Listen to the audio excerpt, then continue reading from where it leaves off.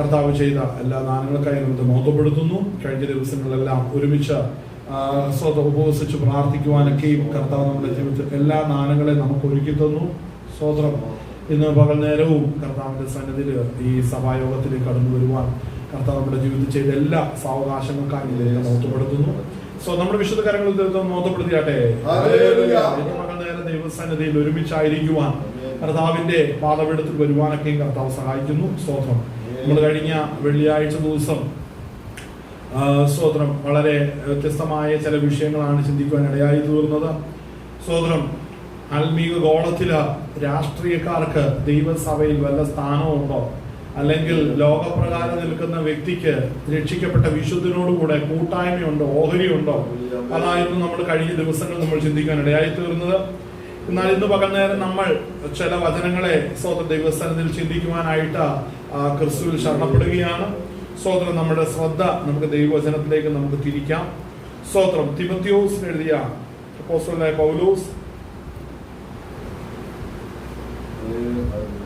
തിമോഥെയോസിന് എഴുതിയ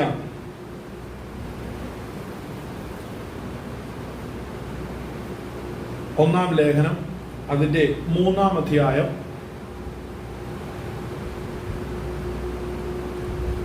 അതിന്റെ 6-ഉം 7-ഉം വാക്യങ്ങൾ നമുക്കൊന്ന് വായിക്കാം. സ്തോത്രം. തിമോഥെയോസിന് എഴുതിയ 1-ാം ലേഖനം 3-ാം അധ്യായം അതിന്റെ 6-ഉം 7-ഉം വാക്യങ്ങൾ. നിഗളിച്ചിട്ട് പിശാചിന് വന്ന ശിക്ഷാവിധിയിൽ അകപ്പെടാതിരിക്കുവാൻ പുതിയ ശിഷ്യനും അരുത്. നിന്നയിലും പിശാചിന്റെ കെണിയിലും കുടുങ്ങാതിരിക്കുവാൻ പുറമേയുള്ളവരോട് നല്ല സാക്ഷ്യം പ്രാപിച്ചവനും ആയിരിക്കണം. അടുപ്പിച്ച് വെച്ചിട്ട് വായിക്കണം. സ്തോത്രം. ഹല്ലേലൂയ. സ്തോത്രം. ഒന്നും കൂടെ വായിച്ചേ. അടുപ്പിച്ച് വായിച്ചേ.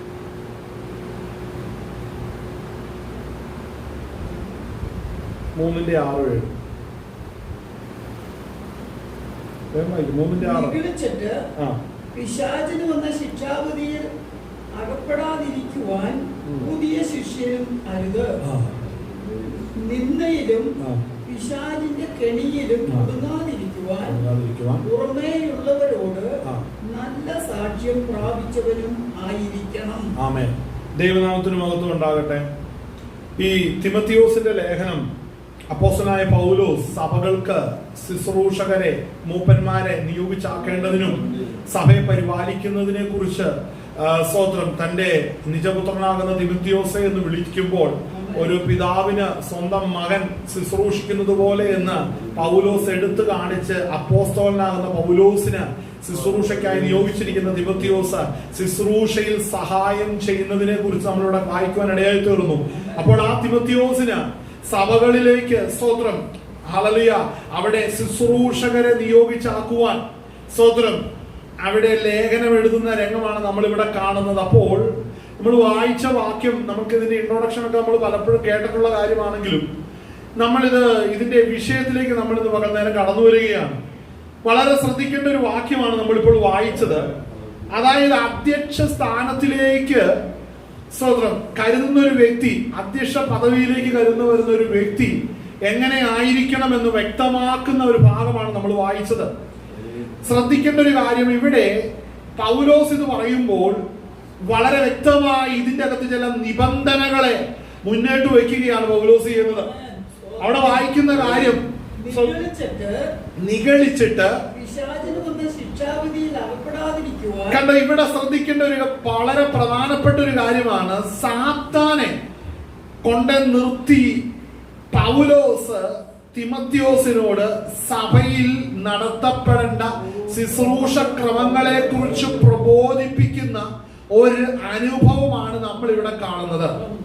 സാത്താന്യ ലോകത്തെ കുറിച്ച് വെളിപ്പെടുത്തിയതിനു ശേഷം, സാത്താന്റെ വീഴ്ചയെ കുറിച്ച് ഒന്ന് പ്രബോധിപ്പിച്ചതിന് ശേഷം ശിഷ്യന്മാരെ തെരഞ്ഞെടുക്കുവാൻ അല്ലെങ്കിൽ സ്വതന്ത്രം സഭയ്ക്ക് അധ്യക്ഷന്മാരെ തെരഞ്ഞെടുക്കുവാനായിട്ട് യോഗ്യതകളെ കുറിച്ചാണ് ഇവിടെ പറയുന്നത്.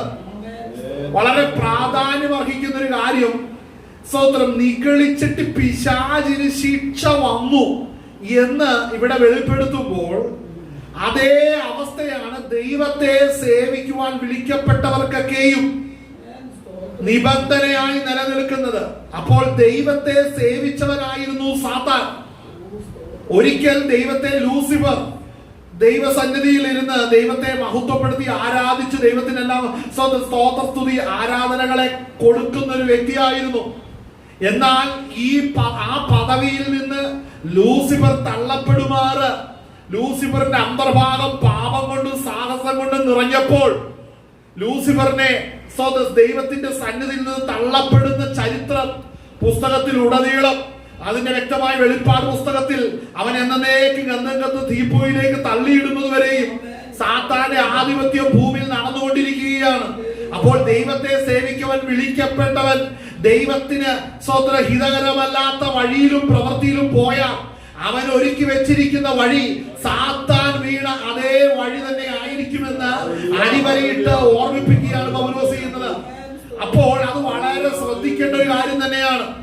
അപ്പോൾ ഇന്ന് നമ്മൾ ചിന്തിക്കുന്നതും ചിന്തിച്ചതുമായ കാര്യം, ആർക്കാണ് സാത്താന്യ പോരാട്ടം ഉണ്ടാകുന്നത്? ഹല്ലേലൂയ. സാത്താന്യ പോരാട്ടം ഉണ്ടാകുന്നത് നമ്മൾ ചിന്തിക്കുമ്പോൾ നമ്മുടെ എല്ലാം മനസ്സിലും മനഃപൂർവമായി ഉപദ്രവിക്കുന്ന സാത്താന്യ ശക്തികളെ കുറിച്ചാണ് നമ്മൾ കേട്ടിട്ടുള്ളതെങ്കിലും പൈശാചിക ശക്തി രക്ഷിക്കപ്പെട്ട ഒരു ദൈവ പൈതലിനെ സാത്താൻ മനഃപൂർവമായിട്ട് ഉപദ്രവിക്കുവാനായിട്ട് വരണമെന്നുണ്ടെങ്കിൽ കർത്താവ് അനുവദിക്കണം. കർത്താവ് അനുവദിക്കാതെ സാത്താൻ ഒന്നും ചെയ്യുവാൻ സാധിക്കുന്നില്ല. ഹല്ലേലൂയ. സാത്താൻ തന്റെ സ്വന്തം പദ്ധതി അനുസരിച്ച് വന്നാലും അനുവാദം ചോദിച്ചാലും കർത്താവ് അനുവദിക്കാതെ ഒന്നും സംഭവിക്കില്ലെന്നുള്ള പ്രസംഗങ്ങൾ ഘോരഘോരം നമ്മളെല്ലാം കേട്ടു അടുത്തിട്ടുള്ളവരാണ്. അതല്ല, അപ്പോൾ കർത്താവ് അനുവദിച്ചെങ്കിലേ സാത്താൻ തൊടുകയുള്ളൂ. ആരെയാണ് തൊടുന്നത് എന്ന് ഇവിടെ തിമത്തിയോസിന് പൗലോസ് എഴുതുമ്പോൾ സാത്താൻ ആരെയാണ് പരീക്ഷിക്കുന്നത് എന്ന് ഇവിടെ നമ്മൾ ശ്രദ്ധിക്കുകയാണ്. രക്ഷിക്കപ്പെട്ട ഒരു ദൈവവൈതലിനെ സംബന്ധിച്ച് അവനെ സാത്താൻ ഉപദ്രവിക്കുവോ, അവന്റെ മേൽ സാത്താൻ ആധിപത്യം എടുക്കുവോ എന്ന് ചോദിച്ചാൽ എടുക്കും. ദൈവം അനുവദിക്കപ്പെട്ടവരുടെ മേൽ മാത്രം ഉണ്ടാകും. എന്തുകൊണ്ട് ദൈവം അനുവദിക്കുന്നു അതാണ് നമ്മളിത് ചിന്തിക്കാൻ പോകുന്ന വിഷയം. ആ വായിച്ച വാക്യം നമ്മൾ ഒന്നും കൂടെ വായിക്കുമ്പോൾ തിമത്തിയോസിന് എഴുതിയ 1-ാം ലേഖനം 3-ാം അധ്യായം അതിന്റെ 6ഉം 7ഉം വാക്യം വായിക്കുന്നത് ഇങ്ങനെയാണല്ലോ: നിഗളിച്ചിട്ട് പിശാചിന് വന്ന ശിക്ഷാവിധിയിൽ അകപ്പെടാതിരിക്കുവാൻ. അപ്പോൾ പുതിയ ശിഷ്യൻ സാത്താന്റെ പിന്നിൽ നിൽക്കാൻ ഇടയാകരുത്. സാത്താന് ദൈവം വെച്ചിരിക്കുന്ന ന്യായവിധിയുടെ അകത്തേക്ക് ഒരു പുതിയ ശിഷ്യൻ കൈ നീട്ടരുത്. അപ്പോൾ അതിന് സാധ്യതയുണ്ടോ? ഉണ്ട്. ഹല്ലേലൂയ. പുതിയ ശിഷ്യനെ സ്തോത്രം ഇതുപോലെ വീഴുവാനുള്ള സാധ്യതയുണ്ടെന്ന് പൗലോസ് വളരെ ആധികാരികമായിട്ട് പറയുകയാണ്. ഹല്ലേലൂയ. നമ്മുടെ വിശുദ്ധ കാര്യങ്ങൾ ദൈവം മഹത്വപ്പെടുത്തിയാട്ടെ. ഹല്ലേലൂയ. അപ്പോൾ അവിടെ ശ്രദ്ധിക്കേണ്ട ഒരു കാര്യം, അടുത്ത വാക്ക് ശ്രദ്ധിക്കണം. അരുത് നിന്നയിലും പിശാചിന്റെ കെണിയിലും ഇവിടെ ശ്രദ്ധിക്കണം, കുടുങ്ങാതെ ഇരിക്കുവാൻ. അപ്പൊ കുടുങ്ങിയവർ എന്നാ ചെയ്യും? കുടുങ്ങാതിരിക്കുവാൻ. അപ്പൊ ഇത് എന്തിനാണ്? സഭയ്ക്ക് നമ്മൾ സാത്താന്റെ പ്രവർത്തികളെ എല്ലാം അഴിച്ചിട്ടല്ലേ നമ്മൾ ഇന്നത്തെ കയറിയത്. ഇത് നമ്മൾ സാത്താനെ പേടിക്കണമെന്ന് പറഞ്ഞ് പ്രൈസ് ഗ്ലോറി ഹാലലിയ എന്ന് പറഞ്ഞിട്ട് തുള്ളാറുണ്ട് അനേകര്. പക്ഷേ ദൈവവചനം അങ്ങനെ പറയുന്നില്ല. ദൈവവചനം പറയുന്നു കുടുങ്ങി പോകുവാൻ സാധ്യതകൾ മുമ്പിൽ ഒത്തിരി ഉണ്ട്. സാത്താൻ വീണ്ടും അവകാശം പറഞ്ഞുകൊണ്ട് വരും. നമ്മൾ കഴിഞ്ഞ ദിവസം ചിന്തിച്ച വിഷയവും ഇതായിരുന്നു. പത്രോസിന്റെ വിഷയം പറഞ്ഞ് സാത്താൻ വന്നു. കർത്താവ് പത്രോസിനോട് പറയുക, പത്രോസിന് ശിഷ്യന്മാർക്കും കേട്ടുകേൾവിയില്ലാത്ത ഒരിക്കലും ഗ്രഹിക്കാത്തൊരു കാര്യം അവിടെ പറയുക, പത്രോസേ നിന്റെ ചാട്ടവും തുള്ളലും ഈ ഞങ്ങളിൽ ആരാ വലിയതെന്നുള്ള ചോദ്യമെല്ലാം തുടങ്ങിയപ്പോ നിങ്ങൾ ആരും അറിയാതെ ഒരുത്തൻ നിങ്ങളുടെ ഇടയിലൂടെ വന്നിട്ട് എന്നോട് ചോദിച്ചു, ഇവരെ എനിക്ക് തരണം, ഇവരെ എനിക്ക് തരണം. ആരെ? പത്രോസിനെ എനിക്ക് വേണം. അവകാശം പറഞ്ഞു. യൂദ ഓൾറെഡി പോയി, സാത്താന്റെ വഴി പോയി കഴിഞ്ഞു. ഇനി ഒരുത്തരെയും കൂടെ വേണം. ആരെയാ? പത്രോസിനെ വേണം. എന്താ കാരണം? ഇവരുടെ ഇടയിൽ ആരാ വലുതെന്ന് ഉള്ള ചിന്ത കയറിയിട്ടുണ്ട്. അതുകൊണ്ട് ആ ചിന്തയുള്ളവരെ എനിക്ക് വേണം. എന്തിനാ?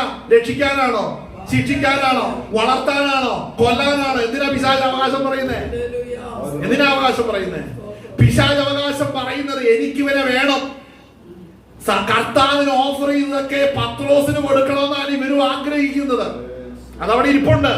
ആ ഓഫറുകൾ, കർത്താവിന്റെ മുമ്പിൽ വെച്ച ഓഫറുകൾ ഇന്ന് കർത്താവിന്റെ വഴിവിട്ട ഏതൊരു വ്യക്തി മുമ്പിലും ഉണ്ട്. മനസ്സിലാകുന്നുണ്ടോ? ഹല്ലേലൂയ. അവിടെ ഒരു ഷോർട്ടേജും പിശാചിന്റെ സന്നിധിയിൽ ഇല്ല. Hallelujah, hallelujah. പിശാച് എന്തും കൊടുക്കാൻ റെഡിയാ. ഒറ്റ കാര്യമുള്ളൂ, കർത്താവ് വെച്ച വ്യവസ്ഥ വിട്ടു വന്നാ മതി. കർത്താവ് വെച്ച പ്രൊസീഡിങ്സ്, പ്രോട്ടോകോൾസിനെ അശേഷം നിഷേധിച്ചാ മതി. ആമേൻ. എന്താണ് പറയുന്നേ? എന്താണ് ആ വാക്യം വായിക്കുന്നത്? നമ്മളൊന്ന് വായിച്ചേ. എന്ത് കുടുങ്ങുവാൻ കാരണമായ കാര്യങ്ങൾ ശ്രദ്ധിക്കണം.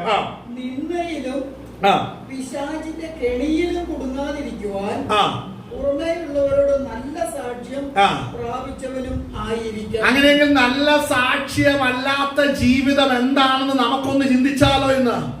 ആ വാക്യങ്ങൾ നമ്മൾ അധ്യായം 1 മുതൽ വായിച്ചേ. ഒരുവൻ അധ്യക്ഷ സ്ഥാനം കാംക്ഷിക്കുന്നു എങ്കിൽ, അധ്യക്ഷ സ്ഥാനം കാംക്ഷിക്കുന്നു എങ്കിൽ നല്ല വേല ആഗ്രഹിക്കുന്നു എന്നുള്ളത് വിശ്വാസയോഗ്യമാകുന്നു. അപ്പോൾ ശ്രദ്ധിക്കണം, ഒരുവൻ അധ്യക്ഷ സ്ഥാനം കാംക്ഷിക്കുന്നുവെങ്കിൽ നല്ല വേല ആഗ്രഹിക്കുന്നു എന്നുള്ളത് വിശ്വാസയോഗ്യമാകുന്നു. അടുത്തത്, എന്നാൽ അധ്യക്ഷൻ ഇവിടെ ശ്രദ്ധിക്കണം, നിരപവാദ്യനായിരിക്കണം. ഹല്ലേലൂയ. നിരപവാദ്യനായിരിക്കണം. ഒരു കുറ്റങ്ങളും കാണാൻ ഇല്ലാത്ത ഒരു വ്യക്തിയായിരിക്കണം. അടുത്തത്, ഏക ഭാര്യയുടെ ഭർത്താവ്. അടുത്തത്, നിർമ്മതനും ജിതേന്ദ്രിയനും സുശീലനും അതിഥിപ്രിയനും ഉപദേശിക്കുവാനും സമർത്ഥനായിരിക്കണം. ശ്രദ്ധിക്കേണ്ട വളരെ പ്രധാനപ്പെട്ട കാര്യമാണ്, ഏക ഭാര്യയുടെ ഭർത്താവായിരിക്കണം. അല്ലേ? ഒന്നിലധികം, പണ്ട് എന്നാ ഒരു ദിവാസം പറഞ്ഞ പോലെ, അതെ, കുറഞ്ഞ പക്ഷം ഒന്നെങ്കിലും ഉണ്ടായിരിക്കണം എന്ന് പറയുന്ന ഒരു സഹോദര ബൈബിൾ കോളേജിൽ അങ്ങനെ പറഞ്ഞല്ലോ. നമ്മളെ മനസ്സിൽ കൂടെ കയറിപ്പോയി. ഞാനിപ്പോ അത് ഓർത്തപ്പോ എന്റെ മനസ്സിൽ കൂടെ വന്ന സഹോദരം. എന്നാൽ ഇവിടെ വചനം പറയുന്നത് എന്താണ്? ഏക ഭാര്യയുടെ ഭർത്താവായിരിക്കണം. ആമേൻ. ഒന്നിലധികം ശലോമോനെ പോലെ ജീവിക്കാൻ ആരും പ്ലാൻ ചെയ്യരുത്. ഹല്ലേലൂയ. പലരും ആ നിലവാരത്തിൽ മുന്നേറുന്നുണ്ട്. അപ്പോൾ ഏക ഭാര്യയുടെ ഭർത്താവായിരിക്കണം. കാര്യം ക്രിസ്തു സഭയെ സ്നേഹിച്ചതുപോലെ കർത്താവ് മണവാളനാകുന്ന ക്രിസ്തുവിന് കർത്താവിനോട് കൂടെ ഏക ഭാര്യ, അല്ലെ, അല്ലെങ്കിൽ ഏക തുണ. അതാണ് ദൈവവചനം പറയുന്നത്. ഒന്നിലധികം അങ്ങനെ ബഹുഭാര്യത്വമോ അങ്ങനെയുള്ള ദുർനടപ്പോ ഒന്നും അവിടെ പാടില്ല. അത് വ്യക്തമായി അവിടെ പറഞ്ഞിട്ടുണ്ട്. അപ്പോൾ അത് അനുസരിക്കാത്ത വ്യക്തിയെ എന്ത് സംഭവിക്കും? നമ്മൾ പറയുന്നത് അവൻ സാത്താനാൽ കുടുങ്ങുവാൻ ഇടയായി തീരും. വളരെ മറ്റൊരു വാക്ക്, ഈ ഭാഗം ഒന്നും കൂടെ വായിച്ച വാക്ക് ഒന്നും കൂടെ വായിച്ചേ. എന്നാൽ അധ്യക്ഷൻ നിരപവാദ്യനായി ഏകഭാര്യയുടെ ഭർത്താവും നിർമ്മതനും ജിതേന്ദ്രിയനും സുശീലനും അതിഥിപ്രിയനും ഉപദേശിക്കുവാൻ സമർത്ഥനുമായിരിക്കണം. മദ്യപ്രിയനും മറ്റുകാരനും അരുത്. ഇവിടെ മറ്റൊരു ഭാഗം നമ്മൾ തീത്തോസിൽ ലേഖനം വായിക്കുമ്പോൾ അതിന്റെ 1-6 വാക്യം വായിക്കുന്നത് ഇങ്ങനെയാണ്: മൂപ്പൻ കുറ്റമില്ലാത്തവനും ഏക ഭാര്യയുള്ളവനും ദുർനടപ്പിന്റെ ശ്രുതിയോ അനുസരണക്കേടോ ഇല്ലാത്ത വിശ്വാസികളായ മക്കളുള്ളവനും ആയിരിക്കണം. അപ്പോൾ ഇതൊക്കെ വളരെ ശ്രദ്ധിക്കേണ്ട വിഷയമാണ്. ദുർനടപ്പുള്ള മക്കൾ ഉണ്ടാകരുത്. അശുദ്ധമായ ജീവിത ശൈലിയുള്ള വ്യക്തി ആയിരിക്കരുത്. ഹല്ലേലൂയ. അപ്പോൾ കുടുംബ ജീവിതം നല്ല പ്രകാരം നോക്കാത്ത ഒരു വ്യക്തിയെ സംബന്ധിച്ച് സാത്താൻ എപ്പോൾ വേണമെങ്കിലും അവന്റെ മേൽ അവകാശം പറയും. അവന്റെ കുടുംബത്തിലും അവന്റെ ശുശ്രൂഷയിലും സാത്താൻ കയറി വന്ന അവകാശം പറയും എന്ന് വ്യക്തമാണ്. ഹല്ലേലൂയ. സഹോദര തീത്തോസ് ലേഖനം വായിക്കുന്ന അങ്ങനെയാണ്. അവിടെ പറയുന്നത് എന്താണ്? മൂപ്പൻ കുറ്റമില്ലാത്തവനും ഏക ഭാര്യയുള്ളവനും ദുർനടപ്പിന്റെ ശ്രുതിയോ അനുസരണ ഇല്ലാത്ത വിശ്വാസികളായ മക്കളുള്ളവനും ആയിരിക്കണം. അപ്പൊ അവിടെ വായിക്കുന്ന ഒരു കാര്യം, അതിന്റെ അടുത്തത് അധ്യക്ഷൻ ദൈവത്തിന്റെ ഗ്രഹവിചാരകനാകയാൽ. കണ്ടോ, വചനം പറയുന്നത് എന്താണ്? അധ്യക്ഷൻ ദൈവത്തിന്റെ ഗ്രഹവിചാരകൻ ആകയാൽ. അപ്പോൾ മാതൃകാ ജീവിതം ഇല്ലാത്തവൻ ഈ പണിക്ക് വരരുത്, സാക്ഷ്യമില്ലാത്തവൻ ഈ പണിക്ക് വരരുത്. അങ്ങനെയുള്ളവർ ഏതിന് ദുർനടപ്പിന്റെ ശ്രുതി ഉള്ളവരാണോ അവൻ ഈ വഴിക്ക് വരരുത്. ഹല്ലേലൂയ. കാരണം അവന്റെ മേൽ സ്വാധീനിക്കുന്ന പൈശാചിക ശക്തിയെ കുറിച്ച് സവിസ്തരം ലേഖനങ്ങളാകുന്ന തെസ്സലോനിക്ക ലേഖനത്തിന്റെ അകത്തും പത്രോസിന്റെ ലേഖനത്തിന്റെ അകത്തും വ്യക്തമായി പറയുന്നുണ്ട് അങ്ങനെയുള്ളവരുടെ ജീവിതത്തിൽ വ്യാപരിക്കുന്ന ആത്മാവ് ഏതാണെന്ന്. അപ്പോൾ ഏത് ഉപദേശങ്ങളോട് കോംപ്രമൈസ് ചെയ്യുന്നവനെ ആ നിലവാരത്തിലാക്കുന്ന ഒരു ആത്മാവ് ഉണ്ട്. അത് വഴിതെത്തുന്നവനെ പിടിക്കാൻ പുറകിൽ തന്നെ ഉണ്ട്. ഹല്ലേലൂയ. വിശുദ്ധ കരങ്ങളിൽ ദൈവത്തിന് മഹത്വപ്പെടുത്തിയാട്ടെ. ഹല്ലേലൂയ. ആ ഭാഗം നമ്മൾ വായിക്കുമ്പോൾ തന്നെ നമുക്ക് അതിന്റെ അകത്ത് മറ്റൊരു കാര്യം മനസ്സിലാകുന്നത്, സ്തോത്രം, അതിന്റെ 2-ാം അധ്യായത്തിന്റെ അകത്ത്, തീത്തോസ് ലേഖനം 2-ാം അധ്യായം, സ്തോത്രം, അതിന്റെ സ്തോത്രം 4-ഉം 5-ഉം വാക്യങ്ങള്, അല്ലെങ്കിൽ സ്തോത്രം 2 മുതൽ വായിച്ചോ. 2 മുതൽ വായിച്ചു. തീത്തോസ് 2-ാം അധ്യായം 2-ാം വാക്യം മുതൽ. വൃദ്ധന്മാർ നിർമ്മതവും ഗൗരവവും സുബോധവും ഉള്ളവരും വിശ്വാസത്തിലും സ്നേഹത്തിലും സഹിഷ്ണുതയിലും ആരോഗ്യമുള്ളവരും ആയിരിക്കണമെന്നും. അവിടെ ശ്രദ്ധിക്കട്ടെ, ഇവിടെ ഉപദേശിക്കേണ്ടത് ഏതൊക്കെയെന്ന് ഇവിടെ വ്യക്തമാക്കുന്നുണ്ടെന്ന്. വൃദ്ധന്മാർ നിർമ്മതവും ഗൗരവവും സുബോധമുള്ളവർ. അപ്പൊ ഈ പ്രായമാകുമ്പോൾ ചിലർക്ക് സംഭവിക്കുന്ന എന്താണ്? ഈ അവർക്ക് ഈ നിർമ്മതരായിരിക്കത്തില്ല, ചിലർക്ക് ബോധമില്ലാത്ത അവസ്ഥയുണ്ട്. ഇത് ജാതികളിലുണ്ട്. ഒരു പ്രായം കഴിയുമ്പോൾ ബോധമില്ലാതെ തോന്നിവാസമല്ലേ ഇറങ്ങി നടക്കുന്ന സ്വഭാവമുണ്ട്. പക്ഷേ രക്ഷിക്കപ്പെട്ടവൻ അങ്ങനെ പോകരുതെന്ന് കൽപ്പിച്ചോണം, ഉപദേശിച്ചോണം, ശാസിച്ചോണം. ഇതിനാണ് അധ്യക്ഷനെ ദൈവമാക്കി വെച്ചിരിക്കുന്നത്. കണ്ടോ, പ്രായമായവർ എങ്ങനെയും നടക്കട്ടെ എന്ന് ഉപദേശിക്കുന്നത് പറ്റില്ല. ഹല്ലേലൂയ. മറ്റുള്ളവരും മാതൃക നഷ്ടപ്പെടുന്ന സംസാരങ്ങൾ, പ്രവർത്തികൾ, ചേഷ്ടകൾ നിന്നിൽ നീ നിർമ്മതനായി ഇരുന്നേ മതിയാകത്തുള്ളൂ. നീ വൃദ്ധനാണെങ്കിൽ നിർമ്മതനായിട്ടിരിക്കണം. ചിലർ പറയും ഞാനിപ്പോ ഇങ്ങനെയാ, ഞാൻ അങ്ങനെയാ. അതിന് കൂട്ടുപിടിക്കുന്ന സ്ത്രീകളുമുണ്ട്. എങ്ങനെയും നടന്നാ പോലെ, അങ്ങനെ അവരെ മാറ്റാനും തിരുത്താനൊന്നും പറ്റത്തില്ലെന്ന്. പക്ഷെ തിരുവെഴുത്ത് അങ്ങനെ പറയുന്നില്ല. വചനം എന്താ പറയുന്നത്? വൃദ്ധന്മാർ നിർമ്മതവും കണ്ടോ, ചിലർക്ക് എത്ര പ്രായമായാലും ജീവിതത്തിൽ ഗൗരവമില്ലാത്തവരുണ്ട്. പൊട്ടച്ചൊല്ലും കളിവാക്കും കോമഡിയും പറഞ്ഞു പോകുന്നവരുണ്ട്. അവർ യോഗ്യരല്ല. വിശ്വാസിയായി മറ്റുള്ളവർക്ക് മാതൃക കാണിക്കാൻ യോഗ്യതയില്ലെന്നാ പറയുന്നത്. അടുത്തത് വായിച്ചേ. വിശ്വാസത്തിലും അല്ല, തുറന്നു വയ്ക്കുക. 2 വൃദ്ധന്മാർ നിർമ്മലവും ഗൗരവവും സുബോധമുള്ളവരും.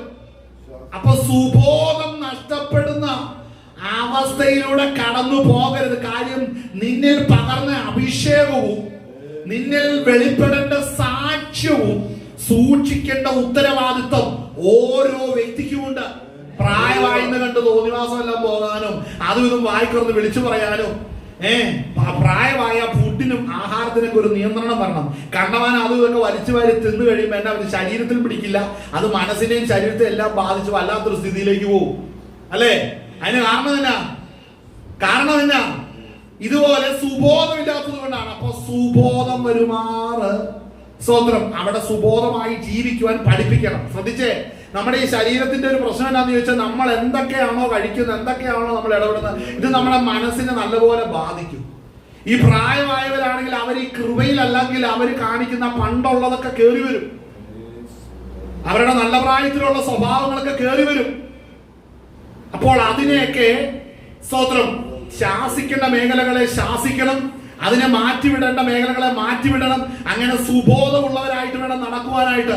ചിലർക്ക് എത്ര പ്രായമായാലും തിരിച്ചറിവില്ലാത്തവരുണ്ട്, ഗ്രാഹ്യമില്ലാത്തവരുണ്ട്. നമ്മൾ ചില പ്രായമായവരുടെ അടുത്തൊക്കെ ചെന്നിട്ട് ചിലരുടെ വിഷയത്തില് നമ്മൾ ചെന്നിട്ട് അവരോട് നിങ്ങൾ ഈ വിഷയത്തിൽ സംസാരിച്ചെന്ന് പറഞ്ഞാൽ അവരുടെ വായിൽ നിന്ന് വരുന്ന വാക്ക് കേട്ടിട്ടുണ്ടെങ്കിൽ വാഴയില പോലെയാണ്, ഒരു ഗുണമില്ലാത്ത അവസ്ഥയിലാണ്. ചിലർക്ക് വ്യക്തമായി സംസാരിക്കാൻ അറിയത്തില്ല, ന്യായമായി സംസാരിക്കാൻ അറിയത്തില്ല, ഒരു കാര്യത്തിൽ ഫോക്കസ് ചെയ്യാൻ അറിയത്തില്ല. ചിലരുടെ വിഷയം അതാണ്, ശ്രദ്ധ കേന്ദ്രീകരിക്കാൻ ഫോക്കസ് ഇല്ലാത്ത ചിലരുടെ ലൈഫുണ്ട്. അതൊക്കെ ഈ സ്വതന്ത്ര പാപത്തിന്റെ മറ്റൊരു വിധമാണ്. അതിൽ നിന്നൊക്കെ വിടുതൽ പ്രാപിക്കുമെന്നൊക്കെ വേണം അധ്യക്ഷൻ ഇതിനെയൊക്കെ സ്വതന്ത്ര കൈകാര്യം ചെയ്യുന്നവനായിരിക്കണം. അടുത്ത ഭാഗം വായിച്ച് തുടർന്ന് സുബോധമുള്ളവരായിരിക്കണം. വിശ്വാസത്തിലും ഇവിടെ ഈ രണ്ട് കാര്യം ഏത് പ്രായമായവരിലും വേണം കേട്ടോ, വിശ്വാസവും സ്നേഹവും. ചിലർക്ക് പ്രായമായി കഴിഞ്ഞാൽ വിശ്വാസത്തിന്റെ ഒരു വാക്ക് പോലും വരില്ല. പൈസയോ മറ്റു കാര്യങ്ങളോ കയ്യിലില്ലെങ്കിൽ മുഖമിരിക്കുന്നത് കാണണം. വിശ്വാസമല്ല അവരെ ഭരിക്കുന്നത്. പക്ഷെ പ്രായമാണെങ്കിൽ നിന്റെ വായിൽ നിന്ന് വിശ്വാസത്തിന്റെ വാക്കുകൾ വരണം. കാര്യം നിന്നെ ലോകര് നോക്കുന്നത് നീ വിശ്വാസിയാന്ന് പറഞ്ഞോണ്ടാ. നിന്നെ നോക്കിയിട്ട് നിന്റെ വായിൽ ഒരു വിശ്വാസമില്ല. ശാഠ്യവും ബഹളവും മുഷിപ്പും ഇതൊക്കെയാണ് വായിൽ വരുന്ന. എന്റെ മകനെ നിനക്കൊന്നും കിട്ടൂല എന്ന ദൈവസന്നിധിയിൽ ക്രമീകരിച്ച് മുന്നേറിയെങ്കിൽ മാത്രമേ പറ്റത്തുള്ളൂ. വായിച്ചേ. വിശ്വാസത്തിലും സ്നേഹത്തിലും സഹിഷ്ണുതയിലും ആരോഗ്യം സൂക്ഷിക്കണം. ശരീരത്തിന്റെ ആരോഗ്യത്തിന്റെ പോത്തും ബീഫും അടിച്ചു കയറ്റിയാ പോരാ. പിന്നെ എന്നാ വേണം? നിന്റെ സ്വത്രം നിന്റെ വിശ്വാസ ജീവിതത്തിന്റെ ആരോഗ്യം കൂടെ നോക്കണം, അല്ലേ? സ്വത്രം ഈ വക കാര്യങ്ങളിലൊക്കെ ആരോഗ്യമുള്ളവരാണോ?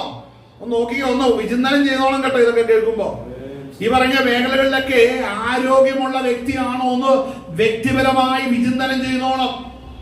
ഹല്ലേലൂയ. അനേകരുടെ ജീവിതത്തിൽ ഇതൊന്നും ഇല്ലാതെ മറ്റുള്ളവരുടെ മുമ്പിൽ വെറും കൂത്തുകാഴ്ചയായിട്ട് തീരുന്നവരുണ്ട്. ഇതൊക്കെ മാറുവാൻ നമ്മൾ ദൈവസന്നിധിയിൽ ഒരുക്കമുള്ളവരായിരിക്കണം. ആമേൻ. അപ്പോൾ തീത്തോ ഇവിടെ അടുത്ത ഭാഗം വായിച്ചേ. എന്നും വൃദ്ധമാർ വൃദ്ധന്മാരെ കുറിച്ച് മാത്രമല്ല അമ്മച്ചിമാരെ കുറിച്ചും പറയുന്നുണ്ട്. എന്നാ പറയുന്നേ? അവര് പവിത്ര നടപ്പിൽ യോഗ്യമാരും. കണ്ടോ, ഈ പ്രായമാകുമ്പോ ഉണ്ടാകുന്ന ഒരു വലിയ രോഗമാണ് ഈ കുറ്റം പറയുക, ഏഷണി പറ, നുണ പറഞ്ഞ്. ചില വീടുകളിലേക്ക് അടുക്കളയിൽ ചെന്ന് കഴിഞ്ഞിട്ടുണ്ടെങ്കിൽ ആ സ്വന്തം ഭിത്തിയോട് ചോദിച്ചാൽ പറയും അവിടെ എന്തൊക്കെ നുണ പറഞ്ഞിട്ടുണ്ടെന്ന്. അപ്പൊ പ്രായമായി കഴിഞ്ഞാൽ എന്താ സംഭവിക്കുന്നത്? ഈ നുണ പറയുന്ന സ്വഭാവം കയറി വരും, അല്ലേ? ഏഷണി പറയും. ചില കുടുംബങ്ങളുടെ ഭാര്യ ഭർത്താവിന്റെ ഐക്യത എന്നാണെന്നറിയാവോ? ഭാര്യ ഭർത്താവിന് മറ്റൊരു തന്നെ നുണ പറഞ്ഞു കൊടുക്കും, ഭർത്താവ് ഭാര്യയോട് വേറെ തന്നെ നുണ. ഇവര് തമ്മിൽ കുറ്റം പറഞ്ഞാണ് ചില കുടുംബങ്ങൾ ഐക്യതയിൽ പോകുന്നത്. ചിലർക്ക് ജീവിതത്തിൽ ഒരു മാതൃകയില്ല, വിശുദ്ധിയില്ല, വിശ്വാസമില്ല. പക്ഷെ അവിടെയും അവർക്ക് ഐക്യത എന്നും പറഞ്ഞ് ഈ പാപത്തിന്റെ വഴി പോകുന്ന സ്വഭാവമുണ്ട്. വായിച്ചടുത്ത വാക്യം. ഏഷണി പറയാത്തവരും അഡിക്ഷൻസ് വരും. ചിലർക്ക് പ്രായമായി കഴിഞ്ഞ അഡിക്ഷൻ ആണ് ചില കാര്യങ്ങളോട്. ഇവിടെ 1-ാം നൂറ്റാണ്ടിൽ സഹോദരിമാർക്കുള്ള അല്ലെങ്കിൽ അമ്മച്ചിമാരുടെ പ്രായമായ സഹോദരം വൃദ്ധമാരുടെ അവരുടെ അഡിക്ഷൻസ് എന്ന് പറഞ്ഞാൽ വീഞ്ഞിനോടായിരുന്നു. ഇന്ന് പലതിനോടും അഡിക്ഷൻസ് ഉണ്ട്. ഈ കാലഘട്ടം അങ്ങനെയാ, അല്ലേ? പലതിനോടും അഡിക്ഷൻസ് ആണ്. അപ്പോൾ നീ ഏതാണ് അഡിക്റ്റ് ആയിരിക്കുന്നത് അതിൽ നിന്ന് പുറത്തു വരണം. ഇതെങ്ങനെ പുറത്തു വരണം? സഭയിൽ രക്ഷിക്കപ്പെട്ടവനാണെങ്കിൽ അവനോട് ഈ വചനം പറഞ്ഞു കൊടുക്കണം. അപ്പോൾ ഒരു അധ്യക്ഷനാണെങ്കിൽ ആ വ്യക്തി മറ്റുള്ളവരുടെ ജീവിതത്തിൽ നടക്കുന്ന ഓരോ കാര്യങ്ങളിലും വളരെ ശ്രദ്ധിക്കണം. ഓരോ കാര്യങ്ങളും വളരെ ആഴമായിട്ട് അവരെ പരിശോധിക്കേണ്ട ഉത്തരവാദിത്വം സ്വന്തം അധ്യക്ഷനാണ്, ശുശ്രൂഷകനാണ്. ആമേൻ. ഒരു മൂപ്പനായിരിക്കുന്നെങ്കിൽ അവരുടെ ആടുകളുടെ ഓരോ ചലനങ്ങളും വളരെ ശ്രദ്ധിക്കണം. ഹല്ലേലൂയ. ചില ആടുകൾ വന്നിട്ട് പറയും ഞങ്ങളെ ഇങ്ങനെയാ അങ്ങനെയാ, ഞങ്ങൾ കാണിക്കുന്നതും പറയുന്നതും നിങ്ങൾ കേട്ടാ മതി. അവര് പറയുന്നത് കാണിക്കുകയും ചെയ്യുന്ന ഒത്തിരി ഉണ്ട്. അതൊന്നും കാണുകയും കേൾക്കുകയും ചെയ്യുന്നതല്ല നിന്റെ പണി ദൈവവചനത്തിന്റെ വെളിച്ചത്തിൽ അവരെ പരിശോധിച്ചോണം. ഇതിന് അധികാരം നൽകുന്നതാണ് ദൈവത്തിന്റെ വചനം എന്ന് പറയുന്നത്. ഇതിനെ കണക്ക് ബോധിപ്പിക്കേണ്ടതായിട്ട് വരും. അടുത്തത് വായിച്ചേ.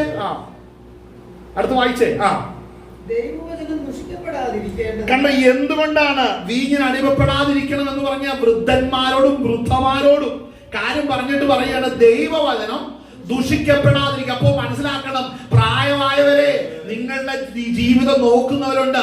നിങ്ങൾ തോന്നിവാസം പറഞ്ഞ, നീ അതും ഇതും പ്രവർത്തിച്ചാൽ നിന്റെ പ്രവൃത്തിയും നോട്ടവും എല്ലാം നോക്കി വിലയിടുന്ന ഒരു സമൂഹം പുറത്ത് കിടപ്പുണ്ട്. മനസ്സിലാക്കണം, ആരാ സാത്താന്റെ കീഴിൽ പോകുന്നതെന്ന് മനസ്സിലായോ? തോന്നിവാസം എല്ലാം മനസ്സിലാകും. നമ്മൾ വചനം വായിക്കുമ്പോൾ ഗൗരവമില്ല, നിർമ്മതരായിരിക്കത്തില്ല, ഈ പറയുന്ന ഒരു കാര്യങ്ങളും ജീവിതത്തില്ല. നിന്നെ സാത്താൻ പിടിക്കാൻ വരുന്നേ എന്നിട്ട് ഇരുന്ന് പ്രാർത്ഥിക്കുന്നത്, എന്നോട് ആരോണ്ട് ഏതാണ്ട് ആഭിചാരം ചെയ്തിട്ടുണ്ട്, അതുകൊണ്ട് ഞാൻ യേശുവിന്റെ നാമത്തിൽ വിട്ടു, യേശുവിനെ വിട്ടു, എന്നിട്ട് ഉറങ്ങി അങ്ങ് വീടും. നീ നിന്റെ മേൽ ഒരുത്തരും ഒന്നും ചെയ്തതല്ല, നിന്റെ വഴി നീ തന്നെ ദുഷിപ്പിച്ചത് കൊണ്ട് സ്വർഗം തന്നെ നിന്റെ മേൽ ചിലതിനെ വാഴാൻ വിട്ടേക്കുന്ന. മനസ്സിലായോ? തിരിച്ചറിയണം. നമ്മൾ ദൈവത്തിന്റെ വ്യവസ്ഥകളെയും ചട്ടങ്ങളെയും തിരിച്ചറിയണം. ചിലർക്ക് ഇത് അറിയാൻ ഒരു ആഗ്രഹവും ഇല്ല. എങ്ങനെയാലും മുമ്പോട്ട് പോയാൽ മതി, എങ്ങനെയാലും 10 കാശുണ്ടാക്കിയാൽ മതി, കാര്യങ്ങളെല്ലാം ജോലിയായിരിക്കണം, ഇങ്ങനെ പോകുന്നവരുണ്ട്. അതൊന്നും അല്ല ദൈവവചന പ്രകാരമുള്ള ക്രിസ്തീയ ജീവിതം എന്ന് മനസ്സിലാക്കണം. അടുത്തത് വളരെ ശ്രദ്ധിക്കണം. ഈ വിധത്തിലൊക്കെ പ്രായമായവരെ, നിങ്ങളുടെ നടപ്പ് ശരിയല്ലെങ്കിൽ ദൈവനാമം ദുഷിക്കപ്പെടും. എന്നിട്ടിരുന്ന് പ്രാർത്ഥിക്കും, കർത്താവേ ദേശത്ത് എന്നെ അനേകര് ദുഷിക്കുകയാണ്. നീ ദുഷിച്ചിട്ടല്ലേ നിന്നെ ദുഷിച്ച്, നിന്റെ ജീവിതം ചൊവ്വല്ലാത്ത വഴിയിൽ നീ നടന്നിട്ടാണ് ദൈവനാമം ദുഷിക്കപ്പെട്ടത്. അതറിയുന്നില്ല. ഹല്ലേലൂയ. വായിച്ചേ, ആ ഭാഗം വായിച്ചേ. ദൈവവചനം ദുഷിക്കപ്പെടാതിരിക്കേണ്ടതിന് യൗവനക്കാരികളെ ഭർതൃപ്രിയമാരും പുത്രപ്രിയമാരും സുബോധവും ആധിപത്യവും ഉള്ളവരും വീട്ടുകാര്യം നോക്കുന്നവരും ദയയുള്ളവരും ഭർത്താക്കന്മാർക്ക് കീഴ്പ്പെടുന്നവരും ആയിരിക്കുവാൻ ശീലിപ്പിക്കേണ്ടതിന് നന്മ ഉപദേശിക്കുന്നവരായിരിക്കണം. അപ്പോൾ അവിടെ ശ്രദ്ധിക്കേണ്ട ഒരു കാര്യമാണ്, അവിടെ വചനം പറയുന്ന ഭർതൃപ്രിയമാരും, അവിടെ ശ്രദ്ധിക്കണം, ദൈവം ദുഷിക്കപ്പെടാതിരിക്കേണ്ടതിന് യൗവനക്കാരികളെ ഭർതൃപ്രിയമാരും പുത്രപ്രിയമാരും. അപ്പോൾ ആലയത്തിലെ സഹോദരിമാര് വന്നാൽ അവർ ഭർത്താവിന് യോഗ്യമായ വിധത്തിൽ നടക്കണം. ഇത് ഉപദേശിക്കണമെങ്കിൽ ഉപദേശിക്കുന്നവന്റെ ജീവിതത്തിൽ അതിന്റെ ക്ലാരിറ്റി കാണും. പിടികിട്ടിയോ? സ്വന്തം ജീവിതത്തിൽ ക്ലാരിറ്റി ഇല്ല. കഴിഞ്ഞ ദിവസം കേട്ട ഒരു സംഭവമാണ്, കുറെ പാസ്റ്റർമാരെല്ലാം കൂടെ വേറെയുള്ള പാസ്റ്റർമാരുടെ എല്ലാം അവരുടെ ഭാര്യമാര് പോയി തിരിച്ചു വന്നു, എന്നിട്ട് സഭ വളരുന്നു. അത് സഭയല്ല, അത് സഭയല്ല. മനസ്സിലാക്കണം, ഭർതൃപ്രിയമാരായിട്ട് നിൽക്കണമെന്ന് ഉപദേശിക്കുന്നിടത്ത് വ്യഭിചാരം ഉണ്ടാകത്തില്ല. പുത്രപ്രിയമാരായിട്ട് ജീവിക്കണമെന്ന് പറയുന്നിടത്ത് വ്യഭിചാരവും അനുസരണക്കേടും വരികയില്ല. അപ്പൊ സഭയുടെ ഉത്തരവാദിത്വം എന്താണെന്നറിയാം, വളരെ വലുതാണ്. അതിലും ഉത്തരവാദിത്തമാണ് ശുശ്രൂഷകൻ. ചിലർ പറയും, നീ ഒന്നും മിണ്ടണ്ടെന്ന്, ഒന്നും പറയണ്ടെന്ന്, വേണമെന്ന്. അങ്ങനെ വെറുതെ നന്നായിക്കോട്ടെ എന്നുള്ള സിസ്റ്റം തിരുവെഴുത്തിലില്ല, ദൈവസഭയ്ക്കകത്തില്ല. നീ പ്രസംഗിക്കണം, ശക്തമായി സംസാരിക്കേണ്ട മേഖലകളുണ്ട്. അതിനാണ് ദൈവത്തിന്റെ അഭിഷേകം ചെയ്തിരിക്കുന്നത്. എന്തുകൊണ്ട് ആ ഭാഗം വായിക്കുമ്പോൾ ഒന്നുകൂടെ വായിക്കാം. അവിടെ എന്തൊക്കെ വേണം? ദൈവജനം ദുഷിക്കപ്പെടാതിരിക്കേണ്ടതിന് യൗവനക്കാരികളെ ഭർതൃപ്രിയമാരും. കാരണം ഭർത്താവിനോട് വഴക്കുണ്ടാക്കുന്ന ഭാര്യമാരുണ്ട്, തെറി പറയുന്നവരുണ്ട്, വലിച്ചെറിയും ബഹളം ഉണ്ടാക്കുകയും വീട്ടിൽ നിന്ന് ഇറങ്ങിപ്പോവുകയും ചെയ്യുന്നവരുണ്ട്, ധൂമിച്ചാവെന്ന് പറയുന്നുണ്ട്. അങ്ങനെയുള്ളതൊക്കെ ആലയത്തിൽ വന്ന നീ ആദ്യം ഭർത്താവിനോട് നിരപ്പ് പ്രാപിക്കണം. അല്ല, നിന്നിലിരിക്കുന്ന ആത്മാവേതാന്ന് ചെക്ക് ചെയ്തോണം. അടുത്തത് പുത്രപ്രിയമാരായിട്ട് ആകണം. അല്ലേ? ചില മാതാപിതാക്കന്മാര് അല്ല ചില മാതാവ് എന്ത് ചെയ്യുന്നു, അമ്മമാർ എന്ത് ചെയ്യുന്നറിയോ? മക്കളെ നോക്കത്തില്ല. അവർക്ക് വിശക്കുന്നുണ്ടോ, ദാഹിക്കുന്നുണ്ടോ, അവർക്ക് വേദനയുണ്ടോ, ഭാരമുണ്ടോ, അവരുടെ അവസ്ഥ എന്താണ്, ഇതൊന്നും ചോദിക്കാൻ മനസ്സില്ലാത്തവരായിരുന്നു. നമ്മൾ പഴയ നിമിത്തം നോക്കുമ്പോൾ ഹന്നെ കാണുന്നുണ്ട്. ഹന്ന സ്തോത്രം അനേക നാളുകൾ പ്രാർത്ഥനയോടുകൂടി ഇരുന്നപ്പോൾ തനിക്ക് ശമൂവേൽ പ്രവാചകനെ ദൈവം കൊടുത്തു. ശമൂവേൽ എന്ന ബാലനെ, അല്ലെ, ഒരു പൈതലിനെ കൊടുത്തു. ആ ബാലന് വേണ്ടി ആ മാതാവ് തന്നെ എന്ത് ചെയ്യുന്നത്? കൈകൊണ്ട് നെയ്ത ഓരോ വർഷവും ഓരോ വസ്ത്രം ഉണ്ടാക്കി അപ്പന്റെ കൈ കൊടുത്തു വിടുമായിരുന്നു. ഏലി പുരോഹിതന്റെ അടുത്തിരിക്കുന്ന സ്തോത്രം ഈ പറഞ്ഞ സ്വന്തം മകന്റെ അടുക്കലേക്ക്. അതൊക്കെ നല്ല മാതൃകയായിരുന്നു. എന്ത് സംഭവിച്ചു? സ്തോത്രം യോസേഫിന് അപ്പൻ നല്ല ഒരു മേലങ്കി ഉണ്ടാക്കി കൊടുത്തു. ഇതൊക്കെ മാതൃകയാണ്. മക്കളുടെ കാര്യം അന്വേഷിക്കാതെ ഇത് വേണ്ട. ചില വീടുകൾ ഉണ്ടാകുന്ന പറഞ്ഞാൽ മക്കൾ എത്ര ഉണ്ട്, 2 3 ഉണ്ടെങ്കിൽ 3 പേരോട് 3 വിധത്തിലായിരിക്കും. ഹല്ലേലൂയ. ആരുടെ കയ്യിൽ നിന്ന് റിസോഴ്സ് ഉള്ള, ആരുടെ കയ്യിലാ പണമുള്ള, ആരുമായിട്ട് അയച്ചുകൊണ്ട് അവരോട് ഇച്ചിരി കൂടുതൽ ഇഷ്ടം. ഞാൻ പറയട്ടെ, അതൊന്നും ന്യായമല്ല കേട്ടോ. മനസ്സിലാക്കണം. സ്തോത്രം. യാക്കോബ് ഇതുപോലൊരു വഴി കാണിച്ചു. എന്താ ചെയ്തേ? സ്തോത്രം. യാക്കോബിനെ വളരെ സ്നേഹമായിരുന്നു അമ്മയ്ക്ക്, അല്ലേ? അപ്പൻ ഏറ്റവും ഇഷ്ടം ഏശാവിനെ ആയിരുന്നു. അങ്ങനെയുള്ള ചില കുടുംബങ്ങളുണ്ട്. ഹല്ലേലൂയ. സ്തോത്രം. മൂത്തവനെ ഇഷ്ടം അപ്പന്. കാര്യം അവന്റെ വേട്ടയിറച്ചി ഭയങ്കര ഇഷ്ടം. അവന് വേട്ടയാടി കൊണ്ടുവരും. അതുകൊണ്ട് കാർന്നവര് നല്ല സമയം, അപ്പൊ കാർന്നവരുടെ കണ്ണിന് കാഴ്ചയില്ല. ഹല്ലേലൂയ. ഇളയ മകനെ അമ്മയ്ക്ക് ഭയങ്കര ഇഷ്ടമായിരുന്നു. ഹല്ലേലൂയ. അതുകൊണ്ട് താൻ ഭവനം വിട്ടുപോയില്ല. അപ്പോൾ മനസ്സിലായി ഈ മകൻ ഇങ്ങനെ പോയാൽ പറ്റത്തില്ല. പക്ഷേ അനുഗ്രഹത്തിന്റെ ഭാഗവാക്കായിട്ട് ഇവൻ തീരണം. അതിനെന്നാ ചെയ്തു? മകന്റെ പക്ഷത്ത് അമ്മ കൂട്ടുനിന്നു. അപ്പനിട്ട് കെട്ടിയവനിട്ട് പണിയും കൊടുത്തു. ഇതൊക്കെ വചനത്തിൽ കാണുന്ന കുടുംബജീവിതങ്ങളാണ് ഈ കാണുന്നത്. സാറാ പറഞ്ഞു, എനിക്ക് ഏതായാലും പ്രായം ഇത്രയായി, എനിക്ക് ഇനി ഒരു മകൻ ഉണ്ടാകത്തില്ല. അതുകൊണ്ട് നീ എന്നാ എന്റെ ദാസിയുടെ അടുക്കലേക്ക് വെച്ചോ.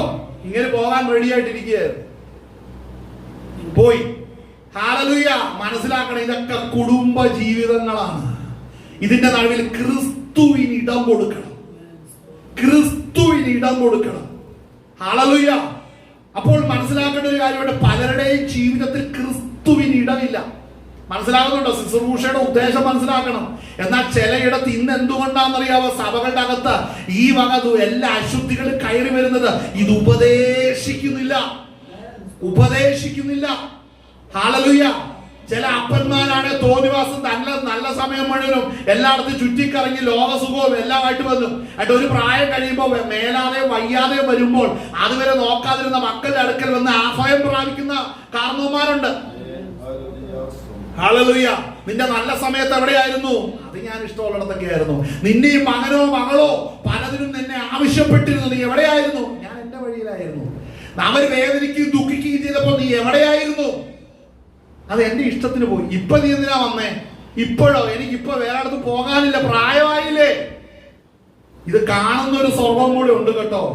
നീ വിതയ്ക്കുന്നത് തന്നെ കൊയ്യും. ഒരു മാറ്റമില്ലേ? ഹല്ലേലൂയ. വായിച്ചേ, അടുത്ത ഭാഗം വായിച്ചേ.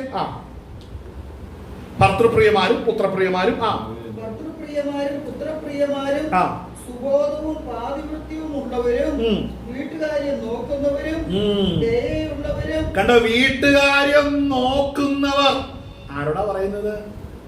ചില പെണ്ണുങ്ങളെ അല്ലെങ്കിൽ ചില സഹോദരിമാർ അവരുടെ സ്വന്തം വീട്ടിൽ കുത്തി മറിഞ്ഞ് ജീവിക്കും.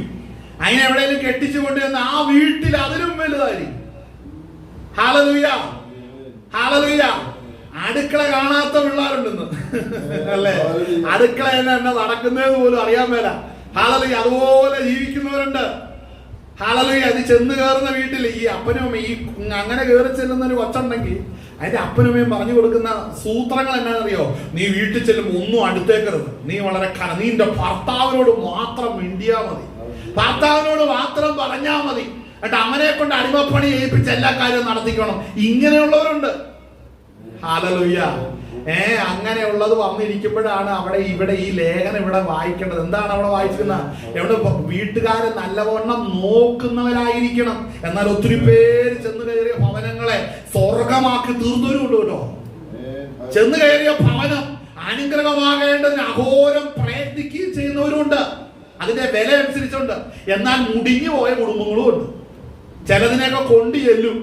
അത് ചെന്ന് കയറിയോടെ ആ കുടുംബം നശിക്കുന്നവരുടെ കാര്യം. അകത്ത് ക്രിസ്തുവില്ല, പുറത്ത് സാക്ഷ്യവുമില്ല. പിന്നെ എന്നാത്തിന് കൊണ്ടു കൊടുക്കുന്നത്? മനസ്സിലാക്കണം. സാക്ഷ്യം നഷ്ടപ്പെട്ടതിനെയും ഈ വകത്ത് പോകുന്നതിനൊന്നും നമ്മൾ ജീവിതത്തിൽ സ്വതന്ത്രം അംഗീകരിക്കരുത്. ദൈവത്തിനും അംഗീകരിക്കുന്നില്ല. അതുകൊണ്ടാ അടുത്ത വായും വായിച്ചേ പോട്ടെ.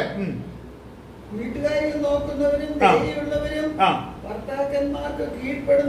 ഭർത്താക്കന്മാർക്ക് കീഴ്പ്പെടുക.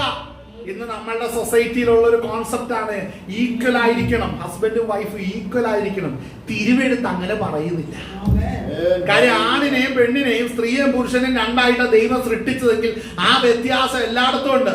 അതിന് നീ ആണുങ്ങളെ പോലെ ഷർട്ടും പാൻറ്റും ഇട്ട് സ്യൂട്ടും കോട്ടും ജീൻസും വലിച്ചു കയറ്റിയിട്ട് മൂക്കിന് കീഴെ നീ ഒരു മീശ ഒട്ടിച്ചു പോയെന്നാ നീ ആണാകത്തില്ല.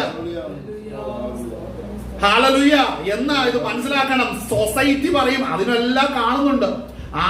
ആണിനെ കെട്ടുന്നു, പെണ്ണ് പെണ്ണിനെ കെട്ടുന്നു, അല്ലേ? എല്ലാം നടന്നുകൊണ്ടിരിക്കുകയാണ്. എന്താ ഈക്വാലിറ്റി? എന്റെ മകനെ, നീ ഈക്വൽ ആണോന്ന് അറിയാം. സ്തോത്രം. ദൈവ സന്നദ്ധയിൽ നിന്റെ ഉയർപ്പിക്കൽ അറിയാം നീ ഈക്വൽ ആയിരുന്നോ അല്ലയോ എന്നുള്ളത്. ഈ നാളുകളിൽ ജീവിതം ക്രമീകരിക്കണം. ഇതൊക്കെ സഭയ്ക്കകത്തേക്കും കയറി വരുന്നേ. അവിടെ നമ്മൾ തമ്മിൽ വലിയ വ്യത്യാസമൊന്നുമില്ല.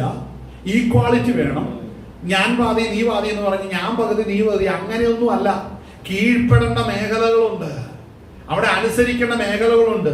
ചില സ്ത്രീകളെ ചില കുടുംബം ഭരിക്കുന്നത്, ചില കുടുംബങ്ങൾ ഭരിക്കുന്നത് ചില സ്ത്രീകളാണ്.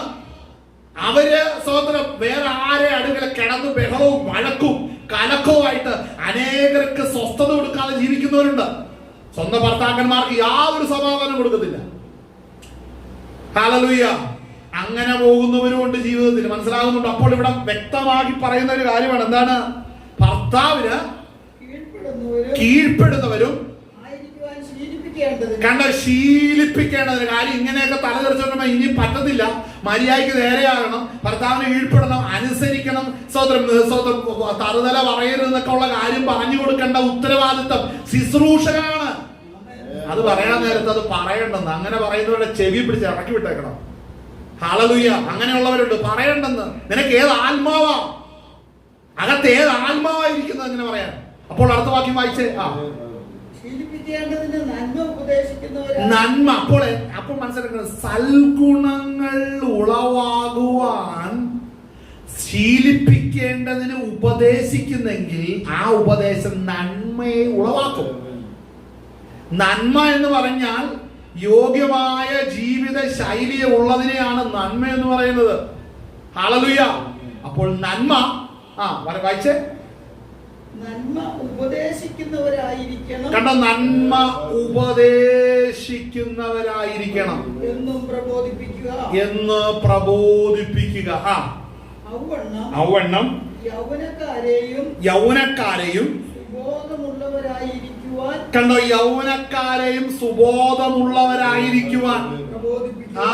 കഞ്ചാവ് MDMA-യും ഉള്ള എല്ലാവിധ കെമിക്കൽസ് അല്ല, ഡ്രഗ്സ് അല്ല ഉപയോഗിച്ച് ബോധം കെട്ടിരിക്കുന്നവരോട് കൂട്ടുകൂടിയിട്ട് കോളേജ് സ്കൂളിലെല്ലാം ഇടപെട്ടിട്ട് വരുന്ന രക്ഷിക്കപ്പെട്ട സഹോദരന്മാരുണ്ടെങ്കിൽ ആദ്യം നിനക്ക് സുബോധം വരണം. ചിലർക്ക് വർഷിപ്പിന്റെ സമയത്ത് മാത്രമേ ബോധമുള്ളൂ. അത് കഴിഞ്ഞ് പിന്നെ ബോധമില്ല. വചനം പറയുമ്പോൾ എഴുന്നേറ്റ് പോകും. പിന്നെ കുറെ എണ്ണം ഒന്നിരിക്കും. അഭിഷേകമില്ല കേട്ടോ. പക്ഷെ ഈ എഴുതി വെച്ചിരിക്കുന്ന ആരോടാന്നറിയാം? അഭിഷേകം ഉള്ളവരോട് ഉപദേശിക്കാനാണ് പറഞ്ഞേക്കുന്നത്. ഹല്ലേലൂയ. ഇന്ന് സഭയ്ക്കകത്ത് മിക്ക സഹോദരന്മാരുടെയും യൗവനക്കാരുടെയും വിഷയം എന്താണെന്നറിയാമോ? ലോകം വല്ലാതെ കടന്നു കയറിയേക്കുക. അതുകൊണ്ട് എന്താ വചനം പറയുന്നത്? ഔവണ്ണം യൗവനക്കാരെയും സുബോധമുള്ളവരായിരിക്കുവാൻ. ഞാൻ തിരിച്ചൊരു കാര്യം ചോദിക്കട്ടെ, ഈ പൗലോസിന്റെ കാഴ്ചയിൽ ആർക്കും ബോധമില്ലേ? പൗലോസിന്റെ കാഴ്ചപ്പാടിൽ ഇപ്പൊ ആർക്കും ബോധമില്ല. പൗലോസിന്റെ കാഴ്ചപ്പാടിൽ ആർക്കും തിരിച്ചറിവില്ല. പൗലോസിന്റെ കാഴ്ചപ്പാടിൽ ആർക്കും യോഗ്യമായി ജീവിക്കാൻ അറിയത്തില്ല. ഇല്ല എന്ന് തന്നെയാ കാണുന്നേ. വായിച്ചേ. അടുത്ത വിരോധി. കണ്ടോ? ഈ വാക്യമാണ് എന്റെ ശ്രദ്ധ കേന്ദ്രീകരിച്ചൊരു വാക്യം. വിരോധി നമ്മെ കൊണ്ട് ഒരു തിന്മയും പറയുവാൻ വകയില്ലാതെ ലജ്ജിക്കേണ്ടതിന്. നമുക്ക് വകയുണ്ടോ? നീ നിന്റെ നാട്ടിൽ ഇറങ്ങി നിന്നിട്ട് നിന്റെ നേർക്ക് കുറ്റങ്ങളുടെ ശരവർഷമാണെങ്കിൽ മകനെ നീ പ്രശ്നത്തിലാ. നിന്റെ നേർക്ക് കുറ്റത്തിന്റെ വലിയൊരു ഘോഷമാണ് ഉണ്ടാകുന്നതെങ്കിൽ പ്രശ്നമാണ്. നിന്റെ സംസാരത്തിലും ഇടപാടുകളും എല്ലാം കുറവാണ് ഉള്ളതെങ്കിൽ, ഇവിടെ വചനം പറയുന്നത് വിരോധി നമ്മെ കൊണ്ട് ഒരു തിന്മയും പറയുവാൻ വകയില്ലാതെ. നമ്മളുടെ ഇടയിലെ വിശ്വാസികളുടെ ഇടയിൽ ഒരു ഡയലോഗ് ഞാൻ പറയാം. എല്ലാരും പറയുന്ന ഒരു കാര്യമാണ്, അവൻ പറയുന്നെങ്കിൽ പറയട്ടെ, അവൻ എന്നാ ചെയ്യാനാ. ഈ വാക്യം കണ്ടോ? ഈ വാക്യം എഴുതി വെച്ചിരിക്കുന്നത് വിരോധി നമ്മെ കൊണ്ട് ഒരു തിന്മയും ഒരെണ്ണം പോലും കാര്യം കാണരുത്. ഈവൻ ഒന്നും കാണരുത്. പറ്റുന്നുണ്ടോ? ഒന്നും കാണരുത്, നമ്മെ കൊണ്ട് ഒരു തിന്മയും പറയുവാൻ വകയില്ലാതെ ലജ്ജിക്കേണ്ടതിന് സകലത്തിലും നിന്നെ തന്നെ സൽപ്രവൃത്തികൾക്ക് മാതൃകയാക്കി കാണിക്കുക. കണ്ടോ, സൽപ്രവർത്തികൾക്ക് മാതൃകയാക്കി കാര്യങ്ങൾ പറഞ്ഞു വരുമ്പോഴേ നീ പഴയ അച്ചായൻ തന്നെയാണെന്ന് നാട്ടുകാർ പറയുന്നത്. ഈ മനുഷ്യന് ഒരു മാറ്റമില്ല, പെന്തക്കോസിൽ പോയെന്നുള്ളൂ, ഒരു മാറ്റമില്ല. പഴയ വർത്താനവും ചാട്ടവും ചിരിയും നടപ്പും എല്ലാ പരദൂഷണവും എല്ലാം പഴയ ആ സ്വഭാവം എല്ലാ മനുഷ്യരിലും ഉണ്ട്. അങ്ങനെയാണ് പറയുന്നത് എങ്കിൽ കേട്ടോ, നീ ഇരുന്ന് പറയരുത്, എന്നതേലും പറയട്ടെന്ന്. മനസ്സിലായോ? തിരുവെഴുത്ത് നിന്റെ ആശയത്തിന് എതിരെ ഇന്നു മുതൽ മാറ്റം വരണം. ഇന്നു മുതൽ മാറ്റം വരണം. ഞാൻ എവിടെയൊക്കെയാണോ ക്രമീകരിക്കേണ്ടത് അവിടെ ക്രമീകരിച്ച് ഞാൻ സാക്ഷ്യമായി മാതൃകയായി നിൽക്കുമെന്ന് തീരുമാനിക്കണം. ചിലര് പറയുന്നത് ഞങ്ങളെ ആരെയും നോക്കണ്ട, കർത്താവിനെ മാത്രം നോക്കിയാൽ മതി എന്ന്. എടാ, നാട്ടിൽ രക്ഷിക്കപ്പെട്ടെന്നുള്ള സാക്ഷ്യം കൊണ്ട് ജീവിക്കുന്നത് ക്രിസ്തുവല്ല, നീയാ. ജഡം ധരിച്ച നീയാ, നിന്നെയാണ് നോക്കുന്നത്. നിന്റെ വായിന്ന് വരുന്ന എന്തൊക്കെയാ? പ്രത്യാശയുടെ വാക്കുവല്ലോ ഉണ്ടോ? ചിലതിന്റെ മുഖത്തേക്ക് നോക്കി കണ്ടിട്ടുണ്ടെങ്കിൽ നമ്മൾ അങ്ങോട്ട് വല്ലാതെ അളിഞ്ഞു പോകുന്ന നരകത്തിൽ നോക്കുന്ന പോലെ ചിലതിന്റെ മുഖത്ത് നോക്കി കഴിഞ്ഞാൽ എന്നാന്ന് ചോദിച്ചു കഴിഞ്ഞാൽ ഒരു പ്രതീക്ഷയില്ല, പ്രത്യാശയില്ല, വിശ്വാസമില്ല ചിലതിന്റെയൊക്കെ അവസ്ഥയിൽ. എന്താ കാരണം എന്നറിയാവോ? അകത്ത് ക്രിസ്തു വേണം. ഒന്നാമതായിട്ട് കർത്താവ് അകത്ത് വേണം.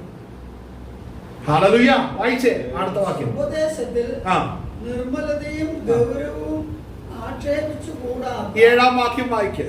വിരോധി നമ്മെ കൊണ്ട് ഒരു തിന്മയും പറയുവാൻ വകയില്ലാതെ ലജ്ജിക്കേണ്ടതിന് സകലത്തിലും നിന്നെ തന്നെ സൽപ്രവർത്തികൾക്ക് മാതൃകയാക്കി കാണിക്കുക. കണ്ടോ, ഇത് നമ്മൾ ചെയ്യണം. സൽപ്രവർത്തികൾ കാണിക്കണം.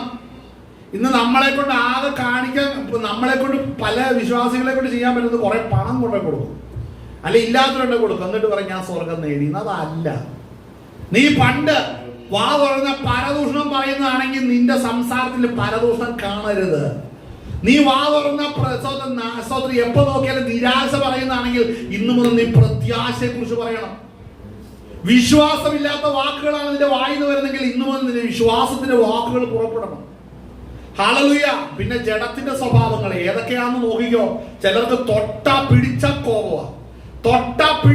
കോപ, നോക്കിയാ കോപം, പറയുന്നത് കോപം. ചിലരിങ്ങനെ പാത്തു പതുങ്ങി വന്ന് സഭയ്ക്കകത്തും വിശുദ്ധന്മാരോട് പറയുമ്പോൾ ഇങ്ങനെ പഞ്ചപുച്ച വടക്കി മുയലിനെ പോലെ ഇരിക്കും. പുറത്തിറങ്ങുമ്പോഴാണ് പുലി ചാടുന്ന പോലെ ചാടുന്നത്. എന്നാ കാരണം? അവൻ ചത്തട്ടില്ല, അകത്ത് ചത്തട്ടില്ല. മനസ്സിലാക്കണം. മറ്റുള്ളവരുടെ മുമ്പിൽ നല്ല സാക്ഷ്യം പ്രാപിക്കണമെന്ന് ദൈവത്തിന്റെ വചനം പറഞ്ഞിട്ടുണ്ടെങ്കിൽ സൂക്ഷിക്കണം. ഈ വിഷയത്തിൽ നമ്മൾ വളരെ സൂക്ഷിക്കേണ്ടതുണ്ട്. എന്താണ് പറയുന്നത്? വിരോധി നമ്മെ കൊണ്ട്, ആ വാക്യം കൂടെ വായിച്ചോ. വിരോധി നമ്മെ കൊണ്ട് ഒരു തിന്മയും പറയുവാൻ വകയില്ലാതെ ലജ്ജിക്കേണ്ടതിന് സകലത്തിലും നിന്നെ തന്നെ സൽപ്രവർത്തികൾക്ക് മാതൃകയാക്കി കാണിക്കുക. മാതൃകയാക്കി. അപ്പോൾ ആ മാതൃകയില്ലാതെ ജീവിച്ചാൽ വരുന്ന വിഷയമാണ് നമ്മളിവിടെ വായിച്ച് നിഗളിച്ചിട്ട് പിശാചിന് വന്ന ശിക്ഷാവിധി അകപ്പെടാതിരിക്കുവാൻ പുതിയ ശിഷ്യനും. കണ്ടോ, അപ്പൊ ഇങ്ങനെ പുതിയ ശിഷ്യന്റെ പ്രശ്നം ഉപദേശം അറിയത്തില്ല, ജീവിതത്തിന്റെ പരാജയങ്ങളെ കുറിച്ച് പറയാൻ അറിയത്തില്ല. ഹല്ലേലൂയ. ചിലര് വിട്ടുവന്ന സമുദായത്തിൽ വലിയ പുള്ളികളായിരിക്കും. അവൻ ഇവിടെ വരുമ്പോഴും ആ പഴയ ഇരിപ്പായി ഇരിക്കുന്നെങ്കിൽ അത് വിട്ടിട്ട് മുന്നേറണം. ആ ശൈലിയും രീതിയും ഉള്ളിലെ അഹങ്കാരവും വിട്ടേ മതിയാകത്തുള്ളൂ. മറ്റു ചിലര് ഏറ്റവും താഴെക്കടയിൽ നിന്നായിരിക്കും സമൂഹത്തിൽ നിന്ന് വരുന്നത്. അങ്ങനെ ഉണ്ടല്ലോ. അവര് കടന്നു വന്നു കഴിയുമ്പോൾ എല്ലായിടത്തും വന്നു കഴിയുമ്പോൾ ഞങ്ങളെ എല്ലാ കാലത്തും തിരസ്കരിക്കുക. അവര് കുറച്ച് കഴിഞ്ഞു കഴിയുമ്പോൾ എന്നാ സംഭവിക്കുന്നു പറഞ്ഞാൽ കർത്താവിന്റെ കൃപയാൽ പല പദവികളും പല സ്ഥാനമാനങ്ങളും ലഭിച്ചു കഴിയുമ്പോൾ ഇവരുടെ സ്വഭാവവും മാറും.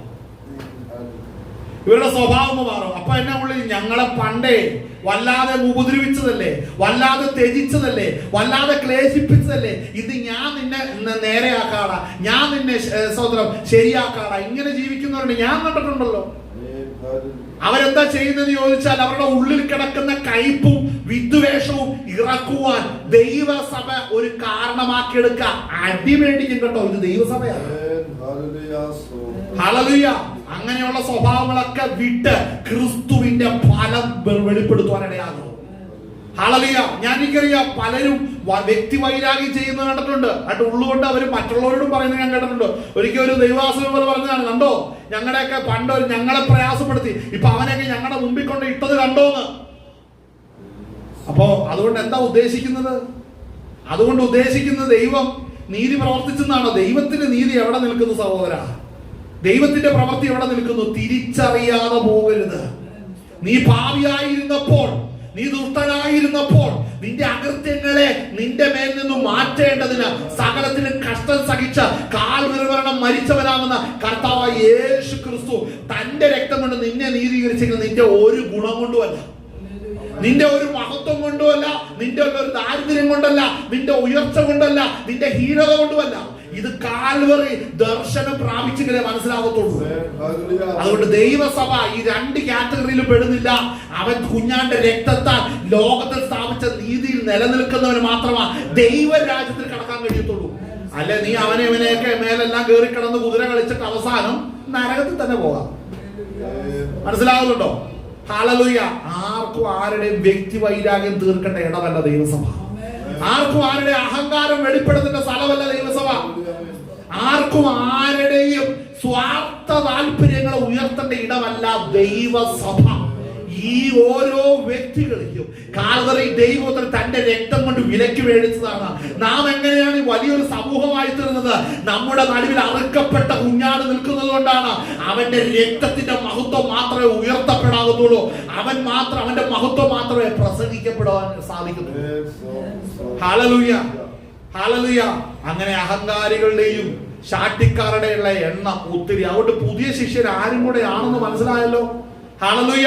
ആ ഭാഗം ഒന്നും കൂടെ വായിച്ചേ. സഹോദരൻ അവിടെ വായിക്കാം നമുക്ക്. തിമോഥെയോസിന്റെ ലേഖനം 1 തിമോഥെയോസ് 3-ാം അധ്യായം നമ്മൾ വായിച്ചേ.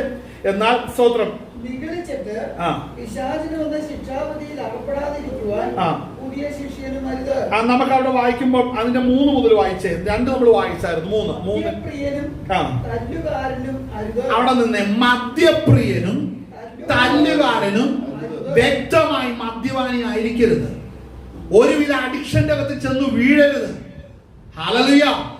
ചിലര്, ഞാൻ ഇന്നും ഓർക്കുന്ന, ഞാൻ സഹോദരൻ സെമിനാരി പഠിച്ചുകൊണ്ടിരുന്ന സമയത്ത് അവിടെ MTS പഠിക്കുവാൻ വന്ന ചില സഹോദരന്മാരുണ്ടായിരുന്നു. അവരെല്ലാം നോർത്ത് ഈസ്റ്റിൽ നിന്ന് വന്നിരിക്കുന്നവരാണ്. അപ്പോൾ അവര് വന്ന് അവിടുത്തെ സംസ്കാരം എന്താണെന്ന് എനിക്ക് അറിയത്തില്ല. അപ്പൊ ഒരു ദിവസം ഒരു വ്യക്തിയുടെ, അല്ലെങ്കിൽ MTS പഠിക്കുന്ന ഒരു സഹോദരൻ എന്ന് പറഞ്ഞാൽ അവന്റെ ജീവൻ സാക്ഷ്യമില്ല, സഹോദരൻ എന്ന് വിളിക്കാൻ പറ്റത്തില്ല. MTS പഠിക്കുന്ന ഒരു സ്റ്റുഡന്റ്, ആ വ്യക്തി സഹോദരം, ആ വ്യക്തിയുടെ പ്രസംഗത്തിന്റെ സമയമായപ്പോൾ ആ വ്യക്തി കടന്ന് ഫ്രണ്ടിലേക്ക് വരിക. വന്നപ്പോഴത്തേന് ഒരു മണം ഇങ്ങനെ അടിച്ചു, എല്ലാവർക്കും അടിച്ചു. അപ്പൊ ഈ വ്യക്തി വന്ന് പുൽപ്പിറ്റേ കയറി നിന്ന് കോരം പ്രസംഗിച്ചു. സഹോദരൻ തിരിച്ചുപോയി. അപ്പോ എന്റെ അടുത്തിരുന്ന അതേ നോർത്ത് ഈസ്റ്റിൽ മണിപ്പൂരിൽ നിന്നുള്ളൊരു സഹോദരൻ എന്നോട് പറഞ്ഞു, പുള്ളി നല്ല ഫോമിലാണെന്ന് എന്നോട് പറഞ്ഞു. അപ്പൊ എനിക്കത് അന്ന് മനസ്സിലായില്ല. പിന്നീടാണ് എനിക്ക് മനസ്സിലായത്, ഈ വ്യക്തി മദ്യപിച്ചിട്ടാണ് പുൽപ്പിറ്റിൽ കയറിയേക്കുന്നത്. അപ്പൊ ചിലർക്ക് ഈ അകത്ത് മദ്യം ചെല്ലാതെ പ്രസംഗം വരാത്ത ചില വിദ്വാന്മാരുണ്ട്. മനസ്സിലാക്കണം. അത് ചെന്ന് കഴിഞ്ഞ് എല്ലാ ദൈവശാസ്ത്രവും പുറത്തിയാകും. മനസ്സിലാക്കണേ, ഇങ്ങനെയുള്ള സ്വഭാവം അരുത് എന്ന് ദൈവത്തിന്റെ വചനം പറയും. മദ്യപാനി അരുത്. അടുത്ത വാക്യം എന്നാ? തല്ലുകാരൻ. ശ്രദ്ധിക്കട്ടെ, അവിടെ ഇച്ചിരി പറയട്ടെ. ചിലര് കിട്ടുകി മറ്റൊരുത്തിട്ട് ഒരെണ്ണം കൊടുക്കാൻ മനസ്സുള്ളവരാ മിക്കണം. അപ്പോ ഇതൊക്കെ ഒന്ന് പരീക്ഷിച്ച് നോക്കണം, അല്ലേ? പരീക്ഷിച്ച് നോക്കണം. ഇവൻ ഈ പണിക്ക് ഇറങ്ങിയേക്കുന്നതാണോ അല്ലേ? ഹല്ലേലൂയ. സ്തോത്രം. ആ വാക്യം ഒന്നും കൂടെ വായിച്ച് എന്താണ്?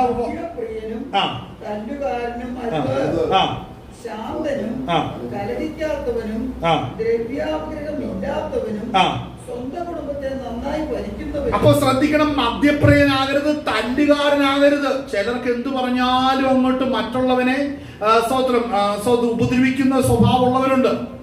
ചിലർ ദേഷ്യം വരുമ്പോ ഒരെണ്ണിട്ട് കൊടുക്കുന്നുണ്ട്. ഈ സഭയ്ക്കകത്ത് അനുസരണക്കേട് കാണിക്കുന്ന പിള്ളേർക്കിട്ട് ചൂരവടിക്കൊരെണ്ണം കൊടുക്കുന്നതല്ല. ഹല്ലേലൂയ. ചിലർ അങ്ങനെയല്ല, എന്തെങ്കിലും കാര്യം പറഞ്ഞാൽ ചെറുതാ തല്ലാൻ റെഡിയായിട്ട് നിൽക്കുന്നവരുണ്ട്.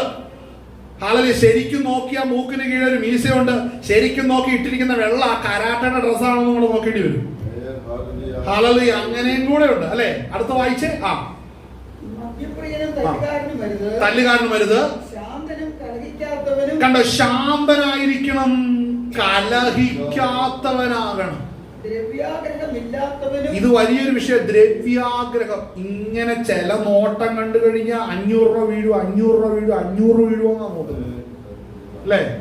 ചില നോട്ടത്തിന്റെ അകത്ത് എന്തെങ്കിലും വീഴുവോ എന്നുള്ളതാ. ഞാൻ പറയട്ടെ, നമ്മുടെ എല്ലാം ശുശ്രൂഷകരുടെ എല്ലാം എനിക്ക് ബഹുഭൂരിപക്ഷത്തിന്റെ അവസ്ഥയെല്ലാം വളരെ പരിതാപകരമാണ്. ചിലരുടെ സാമ്പത്തികമായി വളരെ ഭാരത്തിലൂടെ മുന്നേറുന്ന ഒത്തിരി പേരുണ്ട്. ഹല്ലേലൂയ. ഒരിക്കലൊരു പാസ്റ്ററുടെ കൂടെ പോയപ്പോ സഹോദരം, ആ വ്യക്തിയുടെ അടുത്ത് ആ വ്യക്തിയെ കൊണ്ട് പോവുക. വഴി നീളെ നമ്മള് പൊറോട്ടയും ബീഫും ചായയും ബിരിയാണി എല്ലാം മേടിച്ചുകൊണ്ട് പോയി ആ വ്യക്തിയെ കൊണ്ട് നമ്മൾ പോകേണ്ടി വന്നു. വേറെ സമയത്ത് നമ്മൾക്കൊരു ശുശ്രൂഷയ്ക്കായിട്ട് വന്ന് നമ്മളെ കൊണ്ടുപോയപ്പോ നമുക്കൊരു കാലിച്ചായ പോലും മേടിച്ചു തരുമില്ല. അങ്ങനെയുമില്ല. ഹല്ലേലൂയ. അങ്ങനെയും സ്വഭാവം ഉണ്ടെന്ന് ഓർക്കണം. അപ്പൊ നോക്കുമ്പോ പറയുന്നത്, ഞാൻ ഒന്നുമില്ലാത്ത ദാസനല്ലേ? നീ ഒന്നുമില്ലാത്ത ദാസനാ. ഒന്നുമില്ലാത്ത നിന്നെയും സ്വർഗം കണ്ടോണ്ടായിരിക്കുന്നത്.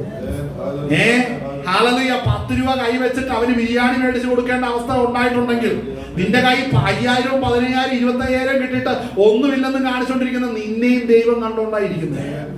വായിച്ചടുത്ത വാക്യം. കലഹിക്കാത്തവനും ദ്രവ്യാഗ്രഹമില്ലാത്തവനും. ദ്രവ്യാഗ്രഹം ഒരു വലിയ വിഷയമാണ്. പണ്ട് ഒരു പ്രവാചക വീട്ടിൽ വന്നപ്പോ ചോദിക്കുന്ന ചോദ്യമാണ്, സഹോദരം, നിങ്ങൾക്കിതിലും വലിയൊരു വണ്ടി കിട്ടിയാൽ ഈ കിടക്കുന്ന വണ്ടി ദൈവവേലയ്ക്ക് കൊടുക്കുമെന്ന്. എന്ന് പറഞ്ഞാൽ അതിന് അർത്ഥം എന്നാ? ദൈവവേലയ്ക്ക് കൊടുക്കുമെന്ന് ചോദിച്ചാൽ ഇവർക്ക് കൊടുക്കുമെന്ന് അർത്ഥം. ഞാൻ ചോദിക്കട്ടെ, അപ്പൊ നിലവിൽ ഞാൻ ഈ വണ്ടിയുമായിട്ട് സുവിശേഷ വേലയ്ക്കും പ്രോഗ്രാമിനും മീറ്റിങ്ങിനും എല്ലാം ഉപയോഗിക്കുന്നുണ്ട്. ആ വണ്ടി സ്വന്തം ദൈവവേലയ്ക്ക് കൊടുക്കുമെന്ന് അവർ ചോദിക്കുന്നതിന്റെ ഉദ്ദേശം എനിക്ക് തരുമോന്നാ. അവളെയും കണ്ടുകൊണ്ടിരിക്കുന്ന ഒരു ദൈവസ്വർഗം. മനസ്സിലായോ? ഹല്ലേലൂയ. അപ്പോ ആ വിധത്തിലുള്ള സ്തോത്രം ആക്ഷേപങ്ങൾ ദൈവനാമത്തിന് വേണ്ടി ഉളവാകുവാൻ ചിലർ മുന്നേറുന്നുണ്ട്. ചിലർ വീട്ടിൽ പ്രാർത്ഥിക്കാൻ എന്നാ പറയും, ഈ വീട് ദൈവവേലയ്ക്ക് കൊടുക്കുവോ? ചിലർക്ക് എന്തൊക്കെ കൈ കിട്ടി, ഇത് ദൈവവേലയ്ക്ക് കൊടുക്കുവോ? എടാ, ഇതിലും നല്ല ഡീസന്റ് അല്ലേ, ഇത് എനിക്ക് തരുമോ എന്ന് ചോദിക്കുന്നേ. എന്തിനാ കർത്താവിനെ കൂട്ടുപിടിക്കുന്നത്? ഹല്ലേലൂയ. ഈ വീട് വെച്ചപ്പോ ഇവനെ കണ്ടില്ല, ഈ വണ്ടി മേടിച്ചപ്പോ ഇവനെ കണ്ടില്ല. ശ്രദ്ധിക്കണം. ഹല്ലേലൂയ. ആ വീട് പണിത് അവിടെ വരെ എത്തിയപ്പോൾ ഇവരെ കണ്ടില്ല, ഒരു പ്രവാചകനെയും കണ്ടില്ല. ഈ വണ്ടി മേടിക്കാൻ ഷോറൂമിൽ ചെന്നപ്പോ അവിടെ കണ്ടില്ലല്ലോ ദൂത് പറയാൻ. ഹല്ലേലൂയ. അപ്പോൾ ഇങ്ങനെയൊക്കെയാണ് ദൈവനാമം ദൂഷിപ്പിച്ചുകൊണ്ടിരിക്കുന്നത്. അടുത്ത ഭാഗം വായിച്ച്. അപ്പൊ സ്വന്തം കുടുംബത്തെ നന്നായി ഭരിക്കാൻ അറിയണം. കാരണം എന്നാന്നറിയാവോ? നിന്റെ വാക്കിന് ഒരു വിലയില്ലാത്ത ഭവനമാ നിന്റെ. നീ ആ വാളും കൊണ്ടാണ് സഭയ്ക്കത്ത് വെട്ടാൻ പോകുന്നത്. മക്കളെ മുറിയത്തില്ല സംഭവം. വീടിന്റെ അകത്ത് അനുസരണയില്ല. ഹല്ലേലൂയ. ഒരു വിധത്തിലും അനുസരണയില്ലാത്ത കുടുംബാംഗങ്ങളുടെ നടുവിലാണ് നീ ഇരിക്കുന്നതെങ്കിൽ നീ പണിക്ക് പോകാതിരിക്കുകയാണ് നല്ലത്. ഹല്ലേലൂയ. കുടുംബത്തിൽ സാക്ഷ്യമില്ലാതെയും കുടുംബത്തിൽ നിന്റെ അധികാര വിനിയോഗം അതിന്റെ നിലകളിൽ പരാജയമാണെങ്കിൽ യോഗ്യനല്ലെന്നാണ് ദൈവത്തിന്റെ വചനം പറയുന്നത്. അടുത്ത വാക്യം വായിച്ചേ. മക്കളെ പൂർണ്ണ ഗൗരവത്തോടെ. എനിക്ക് ഒത്തിരി ദൈവദാസന്മാരുടെ മക്കളെ എനിക്കറിയാം. അനുസരണം ലെവലേശം അടുത്ത പഞ്ചായത്തിൽ കൂടെ പോകാത്ത വീട്ടുകാരെ എനിക്കറിയാം. ഹല്ലേലൂയ. ചെറുപ്പം മുതലെല്ലാം കാണുമ്പോൾ ഇവനൊരിക്കലും ദൈവകൃപയിലേക്ക് വരാത്ത അനുഭവത്തിലേക്ക് പോകുന്ന ഒത്തിരി പേരുണ്ട്. മക്കൾ സാക്ഷ്യമില്ലാത്തതാണെങ്കിൽ ഈ പണിക്ക് വരരുത് എന്നാ ദൈവത്തിന്റെ വചനം പറയുന്നല്ലേ. കാരണം എന്താ? ഇന്ന് ദൈവനാമം ദൂഷിപ്പിച്ചുകൊണ്ടിരിക്കുന്ന ഒത്തിരി കാര്യങ്ങൾ കേട്ടുകൊണ്ടായിരിക്കുന്നത്. ഉപദേശം പറയാത്ത സഭകളുടെ എണ്ണം കൂടി. കാരണം എന്നാ? മക്കള് നേരെയല്ല. കുടുംബജീവിതം തകർന്നവനാണെങ്കിൽ അവന്റെ വായിൽ ഉപദേശം കിട്ടത്തില്ല പറയാൻ. അവൻ പറഞ്ഞു തന്നാലും ഒക്കത്തില്ല. കാരണം എന്നാ? കുടുംബജീവിതം പരാജയമായിരിക്കും. മനസ്സിലാകുന്നുണ്ടോ? ഹല്ലേലൂയ. ആ ഭാഗം ഒന്നും കൂടെ വായിച്ചോ. പൂർണ്ണ ഗൗരവത്തോടെ അനുസരണത്തിൽ പാലിക്കുന്നവനായിരിക്കണം. ഇപ്പൊ മക്കളുടെ സ്ഥാനം ഈ വ്യക്തി ജീവിക്കുന്നെങ്കിൽ ആ വ്യക്തിയുടെ മാതൃക നോക്കി മുന്നേറുവാനായിട്ട് ഇടയാകണം. ഈ ഭാഗം നമ്മൾ വളരെ ചിന്തിക്കുമ്പോൾ പറയുമ്പോൾ നമ്മുടെ ഹൃദയത്തിലേക്ക് കയറി വരുന്ന ഒരു ഭാഗമാണ്. നമുക്കറിയാം ഏലി പുരോഹിതന്റെ മക്കളുടെ ചരിത്രം. ഏലി പുരോഹിതൻ ദൈവസന്നിധിയിൽ ശുശ്രൂഷിക്കുവാനായി നിന്നു. പക്ഷെ മക്കൾ ദൈവസന്നിധിയിലില്ലായിരുന്നു. അവർക്ക് ദൈവനാമം എന്ന് പറയുന്നത് എപ്പോഴും എന്തെങ്കിലും നേടണം, ഉണ്ടാക്കണം, അല്ലെങ്കിൽ എന്താ, എന്തെങ്കിലും സമ്പാദിക്കണം. അതിനുള്ള ഉപാധി മാത്രമായിരുന്നു ദൈവവേല എന്നുള്ളത്. ഇത് കർത്താവ് കണ്ടു, ദൈവജനം കണ്ടു. അതുകൊണ്ട് കർത്താവ് അതിന്റെ നടുവിൽ ചില പ്രവൃത്തികളെ അയക്കുവാനായിട്ട് ഇടയായി തീർന്നു. ഹല്ലേലൂയ. നമുക്ക് അതിൻ്റെ അകത്തൊരു ഭാഗം നമുക്കൊന്ന് വായിക്കാം. ശമൂവേൽ പ്രവചനം അതിന്റെ 1-ാം അധ്യായം.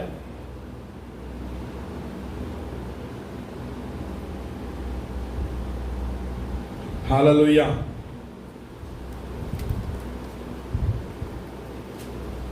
അതിന്റെ 2-ാം അധ്യായം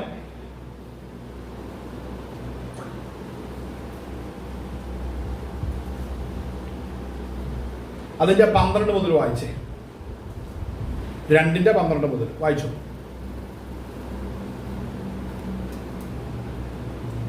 എന്നാൽ ഏലിയുടെ പുത്രന്മാർ നീചന്മാരും യഹോവയെ ഓർക്കാത്തവരും ആയിരുന്നു. ഇവിടെ ശ്രദ്ധിക്കണം,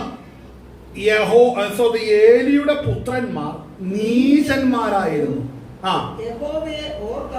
കണ്ടോ, ഈ ചില സ്വതന്ത്രം ഈ ശുശ്രൂഷയിൽ നിൽക്കുന്നവരുടെ മക്കൾ ദൈവത്തെ ഓർക്കാത്തവരുണ്ട്. ചിലരെയൊക്കെ നമ്മൾ ഒരു ദൈവദാസന്റെ മകനാണല്ലോ, മകളാണല്ലോ, മകനാണല്ലോ എന്ന് വെച്ച് മകനെ തന്നെ പിടിക്കുക, അല്ലെ? മകനാണല്ലോ എന്ന് വെച്ച് നമ്മൾ ചെന്ന് സംസാരിക്കാനൊക്കെ തുടങ്ങുമ്പോഴത്തേനും സംസാരിച്ചു തുടങ്ങുമ്പോൾ ഈ മനുഷ്യന് നമ്മൾ വിവേചിക്കുമ്പോൾ പക്കാ ജഡമാണ്, പക്കാ ലോക മനുഷ്യനാണ്. ഒരു വ്യത്യാസം, ആത്മീകത്തിന്റെ ഒന്നുമില്ല. പ്രാർത്ഥിക്കാൻ നേരത്തെ കൈകെട്ടി നിൽക്കും, ഒരു സ്തോത്രം പോലും പറയൂല. എന്തുകൊണ്ടാണ്? ഇതാണ് വാക്യം. എന്താണ് കാര്യം? ഇങ്ങനെയുള്ളവരുടെ പുത്രന്മാർ നീചന്മാരും ക്രിസ്തുവിനെ ഓർക്കാത്തവരും ആയിരുന്നു. കണ്ട, രണ്ട് നീചന്മാരും ദൈവത്തെ ഓർക്കാത്തവരുമാണ്. അങ്ങനെയുള്ളവരുണ്ട്. അപ്പൊ അങ്ങനെയുള്ളവർക്ക് എങ്ങനെയാണ് ദൈവഭക്തി വരുന്നേ? എങ്ങനെയാ ദൈവഭക്തി വരുന്നേ? അങ്ങനെയല്ലേ ഇവിടെ വായിക്കുന്നേ, അല്ലേ? എന്താ? കേട്ടോ, അവിടെ പറയുന്ന പൂർണ്ണ മക്കളെ പൂർണ്ണ ഗൗരവത്തോടെ അനുസരണത്തിൽ പാലിക്കണം, അല്ലേ? പാലിക്കുന്നവനും ആയിരിക്കണം. അപ്പോ ഏലിയുടെ 2 മക്കളും നീചന്മാരും യഹോവയെ അന്വേഷിക്കാത്തവരുമായിരുന്നു. തുറന്ന് വായിച്ചോ. തുറന്ന് വായിച്ചോ. ഈ പുരോഹിതന്മാർ ജനത്തോട് ആചരിച്ച വിധം എങ്ങനെയെന്നാ, കണ്ടോ, ഇവരുടെ രീതി എങ്ങനെയാ ശ്രദ്ധിക്കണം. വല്ലവരും ഒരു യാഗം കഴിക്കുമ്പോൾ, ആരെങ്കിലും പ്രാർത്ഥനയ്ക്ക് വരുമ്പോ, മാംസം വേവിക്കുന്ന സമയത്ത് പുരോഹിതന്റെ ബാല്യക്കാരൻ കയ്യിൽ മുപ്പല്ലിയുമായി വന്നു. അതായത് എപ്പോ നോക്കിയാലും ഇവര് വന്നോണ്ടിരിക്കുമ്പോ എന്തെങ്കിലും വീട്ടിൽ ആവശ്യം, ഇവൻ എന്തെങ്കിലും ആവശ്യം വരികയും ചെയ്യുമ്പോ ഓടിച്ചെന്നിട്ട്, ഇത് അറിയത്തില്ലേ, ഞാൻ ഇങ്ങനെയാന്ന് അറിയത്തില്ലേ, എന്റെ ആവശ്യങ്ങൾ എങ്ങനെയാണെന്ന് അറിയത്തില്ലേ, എന്റെ കൂട്ടുകാരൊക്കെ സെറ്റപ്പ് ആകുന്നു, ഞാനുള്ളതൊന്നും ആയിട്ടില്ല, നിങ്ങൾക്ക് ഇതിനെ കുറിച്ച് വല്ല ബോധമുണ്ടോ? ഹല്ലേലൂയ. കേരളത്തിൽ ഉണർവ് വരും കേട്ടോ, തീർച്ചയായിട്ടും വരും. വായിച്ചോ. കലത്തിലോ ഉള്ളിയിലോ ഒട്ടകത്തിലോ ചട്ടിയിലോ കുത്തും മുപ്പല്ലിയിൽ പിടിച്ചതൊക്കെയും പുരോഹിതൻ എടുത്തുകൊള്ളും. ശീലോവിൽ വരുന്ന എല്ലാ ഇസ്രായേലിയരോടും അവർ അങ്ങനെ ചെയ്തു. മേധസ് ദഹിപ്പിക്കും മുൻപേ പുരോഹിതന്റെ ബാല്യക്കാരൻ വന്ന് യാഗം കഴിക്കുന്നവരോട് പുരോഹിതനും വറുക്കുവാൻ മാംസം തരിക, പച്ചമാംസമല്ലാതെ വേവിച്ചത് അവൻ വാങ്ങുകയില്ല എന്ന് പറയും. മേധസ്സും ദഹിപ്പിച്ചു കഴിയട്ടെ, അതിന്റെ ശേഷം നീ ആഗ്രഹിക്കുന്നിടത്തോളം എടുത്തുകൊള്ളുക എന്ന് അവനോട് പറഞ്ഞാൽ അവൻ അവനോട്, അല്ല, ഇപ്പോൾ തന്നെ തരണം, അല്ലെങ്കിൽ ഞാൻ ബലാത്കാരനെ എടുക്കും എന്ന് പറയും.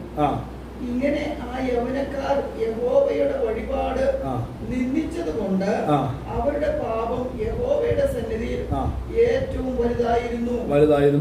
ശമൂവേൽ എന്ന ബാലനോ പഞ്ഞിനൂൽ കൊണ്ടുള്ള അങ്കി ധരിച്ച് യഹോവയുടെ സന്നിധിയിൽ ശുശ്രൂഷ ചെയ്തു പോന്നു. അവന്റെ അമ്മ ആണ്ടുതോറും ഒരു ചെറിയ അങ്കി ഉണ്ടാക്കി തന്റെ ഭർത്താവിനോട് കൂടെ. കണ്ടോ, ആണ്ടുതോറും ഒരു ചെറിയ അങ്കി ഉണ്ടാക്കി തന്റെ ഭർത്താവിനോട് കൂടെ വർഷാന്തയാഗം കഴിക്കുവാൻ വരുമ്പോൾ അവന് കൊണ്ടുവന്നു കൊടുക്കും. എന്നാൽ ഏലി ഏൽക്കാനയെയും അവന്റെ ഭാര്യയെയും അനുഗ്രഹിച്ചു. ഈ സ്ത്രീ യഹോവയ്ക്ക് കഴിച്ച നിവേദ്യത്തിന് പകരം യഹോവ അവളിൽ നിന്ന് നിനക്ക് സന്തതിയെ നൽകുമാറാകട്ടെ എന്ന് പറഞ്ഞു. പിന്നെ അവൻ തങ്ങളുടെ വീട്ടിലേക്ക് പോയി.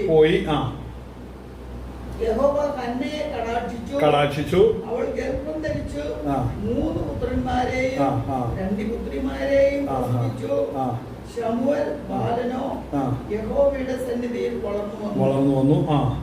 ഏലി വൃദ്ധനായപ്പോൾ അവന്റെ പുത്രന്മാർ എല്ലാ ഇസ്രായേലിനോടും ചെയ്യുന്നതൊക്കെയും സമാഗമന കൂടാരത്തിന്റെ വാതിൽക്കൽ സേവ ചെയ്യുന്ന സ്ത്രീകളോടുകൂടെ ശയിക്കുന്നതും അവൻ കേട്ടു. ഇവിടെ ശ്രദ്ധിക്കണം, അവര് ആദ്യം ചെയ്ത കാര്യങ്ങൾക്ക് ഉപരിയായിട്ട് പിന്നീട് സംഭവം എന്റെ രൂക്ഷ അവസ്ഥയിലേക്ക് വന്നു. ആലയത്തിൽ വന്നവരോടുകൂടെ ശയിക്കുവാൻ, വ്യഭിചരിക്കാൻ തുടങ്ങി. അപ്പോൾ ശ്രദ്ധിക്കണം, ദൈവസഭയ്ക്കകത്ത് വ്യഭിചാരം കുഴപ്പമില്ലെന്ന് വെച്ച് അതിനോടുകൂടെ പുളയ്ക്കുന്നവരുടെ പ്രസംഗവും സാക്ഷ്യവും ഒക്കെ ഇന്ന് കേട്ടുകൊണ്ടായിരിക്കുന്നു പലയിടത്തും. അപ്പോ എന്തുകൊണ്ടാന്ന് മനസ്സിലായോ? പേടി അശേഷം നഷ്ടപ്പെട്ടു. അടുത്തത് വന്നവരുമായിട്ടുള്ള ഈ ഇടപഴകിയ കാര്യങ്ങൾ വിടും സമൂഹം കേൾക്കാൻ തുടങ്ങി. അതായത് നമ്മൾ കേൾക്കാൻ തുടങ്ങുന്നു ഇപ്പൊ, അല്ലേ? അബദ്ധത്തിൽ നിന്ന് വായന്ന് വീണതാ. അപ്പോഴാണ് നിന്റെ പിന്നാമ്പുറങ്ങൾ അറിയുന്നത്. വായിച്ചേ, ആ ഭാഗം വായിച്ചേ. അവൻ അവരോട്, നിങ്ങൾ ഈ വക ചെയ്യുന്നത് എന്ത്? നിങ്ങളുടെ ദുഷ്പ്രവൃത്തികളെ കുറിച്ച് ഈ ജനമൊക്കെയും പറഞ്ഞു ഞാൻ കേൾക്കുന്നു. അങ്ങനെ അരുത് എന്റെ മക്കളെ. യഹോവയുടെ ജനം നിങ്ങളെ കുറിച്ച് പരത്തുന്നതായി ഞാൻ കേൾക്കുന്ന കേൾവി നന്നല്ല. മനുഷ്യൻ മനുഷ്യനോട് പാപം ചെയ്താൽ അവന് വേണ്ടി ദൈവത്തോട് അപേക്ഷിക്കാം. മനുഷ്യൻ യഹോവയോട് പാപം ചെയ്താലോ അവന് വേണ്ടി ആരപേക്ഷിക്കും എന്ന് പറഞ്ഞു. എങ്കിലും അവരെ കൊല്ലുവാൻ യഹോവ നിശ്ചയിച്ചതുകൊണ്ട് അവർ അപ്പന്റെ വാക്ക് കൂട്ടാക്കിയില്ല. കണ്ടോ? അപ്പോ ചിലർ അനുസരണക്കേട് കാണിക്കുന്നതിന്റെ പിന്നിലെ കാരണം എന്താണ്? എന്തുകൊണ്ടാണ് അനുസരണക്കേട് കാണിക്കുമ്പോഴും മുന്നേറി പോകുന്നത്? ആർക്കും അതിനെ തടയിടാൻ കഴിയാതെ വരുന്നതിനും ദൈവത്തിന്റെ ന്യായവിധിയിലേക്ക് ചെല്ലുകയാണ്. ഹല്ലേലൂയ. ഞാൻ ഒരിക്കലും ഒരു വീട്ടിൽ ചെന്നപ്പോ, പ്രാർത്ഥനയ്ക്കായിട്ട് ചെന്നപ്പോൾ, ഒരു വിശ്വാസി ഭവനാട്ടോ, ശുശ്രൂഷയുടെ ഭവനമല്ല, എന്നാൽ അതിൻ്റെ അകത്ത് ചെന്നപ്പോൾ ഒരു പുതിയ വീടാ. അപ്പോൾ പുതിയൊരു വീടാണ്. അവിടുത്തെ പ്രാർത്ഥിക്കാനായിട്ട് കയറി ചെന്നു, പ്രാർത്ഥിച്ചു. പ്രാർത്ഥന കഴിഞ്ഞപ്പോൾ വിശ്വാസിയാണ്, സഭയുടെ മെമ്പറാണ്. ആ വ്യക്തി എന്നോട് എടുത്തതായി ചോദിക്കുന്ന ചോദ്യമുണ്ട്, നിങ്ങൾ എന്തിനാ ഇത്രയോ ഒച്ചത്തിൽ പ്രാർത്ഥിച്ചേ? അപ്പൊ ഞാൻ സാധാരണ പറഞ്ഞ ഒച്ചത്തിൽ പ്രാർത്ഥിച്ചില്ല, ഞാൻ സാധാരണ രീതിയിലാണ് പ്രാർത്ഥിച്ചത്. അപ്പൊ അത് പുതിയ വീടാണ്ടായിരുന്നു, നല്ല എക്കോ ഉണ്ടായിരുന്നു. അപ്പോൾ ആ എക്കോ വല്ല ഇതായിട്ട് വന്നു കഴിഞ്ഞപ്പോഴത്തേനും ആ വ്യക്തി എന്നോട് എടുത്തതായി ചോദിക്കുകയാണ്, നിങ്ങൾ എന്തിനാ ഇത്ര ഒച്ചയ്ക്ക് പ്രാർത്ഥിച്ചത്? നിങ്ങൾ ഈ ഇത്ര ഒച്ചയ്ക്ക് പ്രാർത്ഥിക്കുമ്പോൾ ചുറ്റുവട്ടമുള്ളവരെല്ലാം ശ്രദ്ധിക്കില്ലേ? മറ്റുള്ളവരെല്ലാം ചോദിക്കില്ലേ ഞങ്ങൾ എന്ത് പറയുന്നേ? അതുപോലെ നിങ്ങൾ എന്തിനാ ഈ അന്യഭാഷ പറയുന്നേ? ഇപ്പൊ ഞാൻ ശ്രദ്ധിച്ച് ഈ മനുഷ്യൻ രക്ഷിക്കപ്പെട്ടതല്ലേ, അപ്പൊ അടുത്ത സഭയിലെ മെമ്പറാണ്.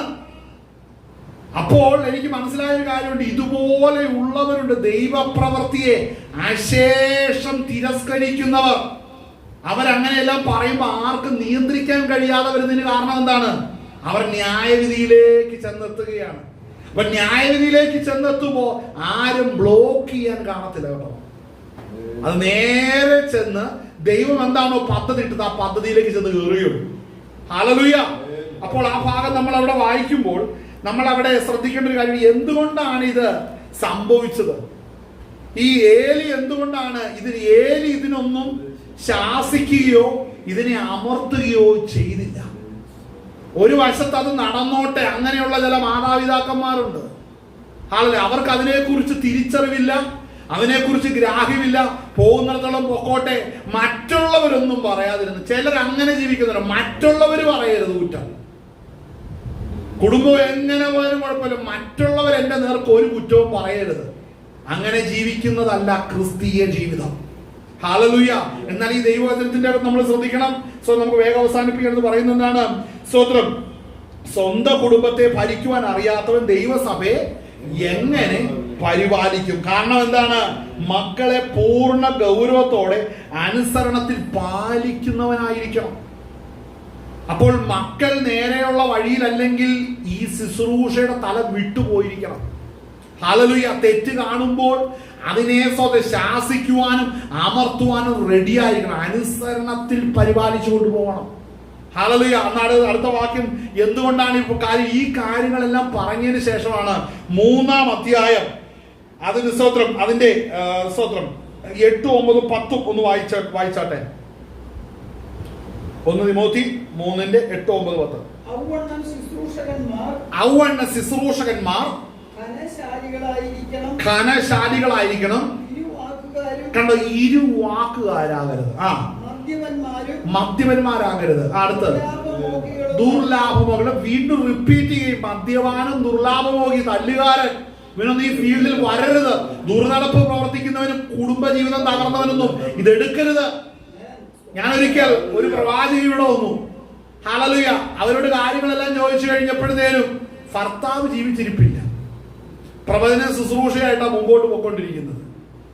പക്ഷേ ദൈവവചനമാണെങ്കിൽ അതിനെ സമ്മതിക്കുന്നുണ്ട്. വിശ്വാസികളായ മക്കളുള്ളവരായിരിക്കണം, ഭർത്താവ് ഉണ്ടായിരിക്കണം. തീർച്ചയായിട്ടും പ്രവചന ശുശ്രൂഷയായിട്ട് പോകുന്നവരുടെ കാര്യത്തിൽ പറഞ്ഞാൽ ഭർത്താവ് ഉണ്ടായിരിക്കണമെന്നേ. ചിലരുടെ ജീവിതത്തിൽ ഇതുപോലെ ജീവിതം ചൊവ്വില്ലാതെ ദുർനടപ്പിന്റെ ശ്രുതിയുള്ളവർ കേൾപ്പിക്കുന്നവരുണ്ട്. അതൊക്കെ വിട്ട് ചൊവ്വയുള്ള വഴിയിൽ നിന്നേ പോയി കഴിയത്തുള്ളൂ. ആമേൻ. ഇപ്പോൾ അടുത്ത വാക്യം ശ്രദ്ധിക്കണം. അടുത്ത വാക്യം വായിച്ചത് അവിടെ പറയുന്നത് ആരാകണം പിന്നെ ഈ ശുശ്രൂഷയ്ക്ക് വരേണ്ടത്? ഈ വിധത്തിലൊക്കെ ക്ലിയർ ആണോ എന്ന് ആദ്യം തിമോത്തിയോസെ നീ ചെക്ക് ചെയ്യണം. ചെക്ക് ചെയ്തിട്ട് ക്ലിയർ ആകേണ്ട കാര്യങ്ങളെല്ലാം പറയണം. ക്ലിയർ ആണെങ്കിൽ അവനെ ശുശ്രൂഷ ഏൽപ്പിക്കാൻ പറഞ്ഞിട്ടില്ല. പിന്നെ എങ്ങനെയാ പറഞ്ഞേക്കുന്നത്? വായിക്കാം. അടുത്ത വാക്യം എന്നാ വായിക്കുന്നത്? വിശ്വാസത്തിന്റെ മർമ്മം ശുദ്ധ മനസാക്ഷിയിൽ വെച്ച് ശുദ്ധ മനസാക്ഷിയിൽ വെച്ചുകൊള്ളുന്നവരായിരിക്കണം. അല്ലാതെ ദ്രവ്യാഗ്രഹത്തിലോ ലോകസുഖത്തിലോ മോഹത്തിലോ പ്രോസ്പെരിറ്റിയിലോ വെക്കുന്നവനായിരിക്കരുത്. ഉപദേശം പ്രോസ്പെരിറ്റിയിൽ പൊതിഞ്ഞു സൂക്ഷിക്കുന്നവരുണ്ട്. വചനം സ്തോത്രം ലോകമോഹത്തെ പൊതിഞ്ഞു സൂക്ഷിക്കുന്നവരുണ്ട്. ഇതൊക്കെ വിട്ടിട്ട് വേണം നിൽക്കുവാനായിട്ട്. ഹല്ലേലൂയ. അടുത്ത വാക്യം വായിക്കുന്നത് അവരെ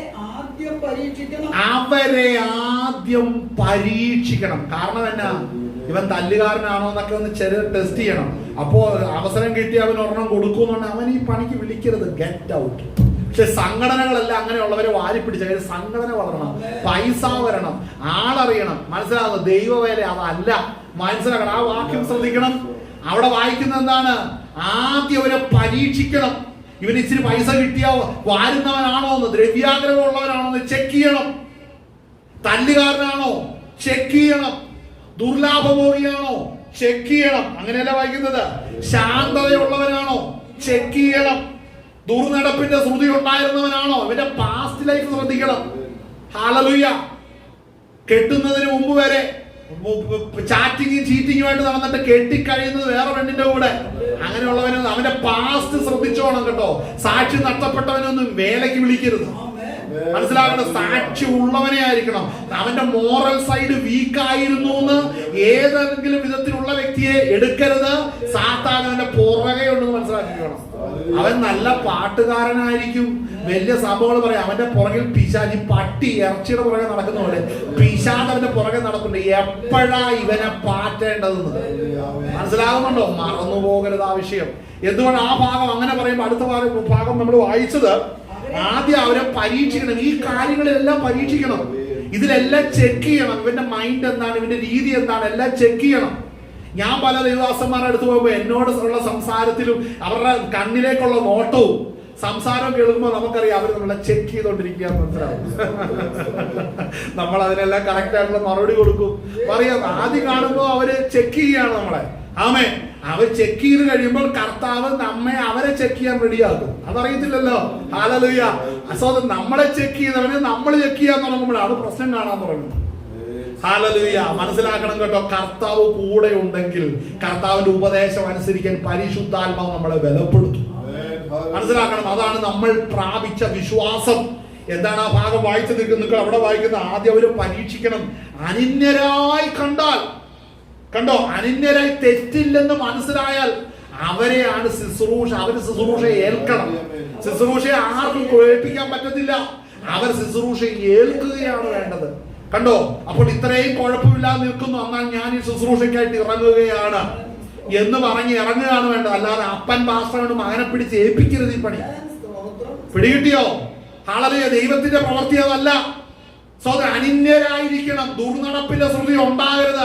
നിന്റെ പൂർവ്വകാലത്തിന്റെ ഈ പരാജയമാണെങ്കിൽ ഈ വഴിക്ക് വരരുത്. മനസ്സിലാകുന്നുണ്ടോ? ദൈവത്തിന്റെ വചനം അങ്ങനെ പറയും. കാര്യം എന്നാണ്? പുതിയ ശിഷ്യനെ പാറ്റാൻ പിശാച് പുറകിലുണ്ട്. ആദ്യം നീ വീഴും, കുറച്ചു കഴിഞ്ഞ് നിന്റെ ഭാര്യ വീഴും, പിന്നെ നിന്റെ മക്കള് വീഴും, പിന്നെ സാത്താന്റെ ഒരു ഹബ്ബായിട്ട് നിന്റെ വീട് മാറും. തിരിച്ചറിയാതെ പോകരുത്. ഹല്ലേലൂയ.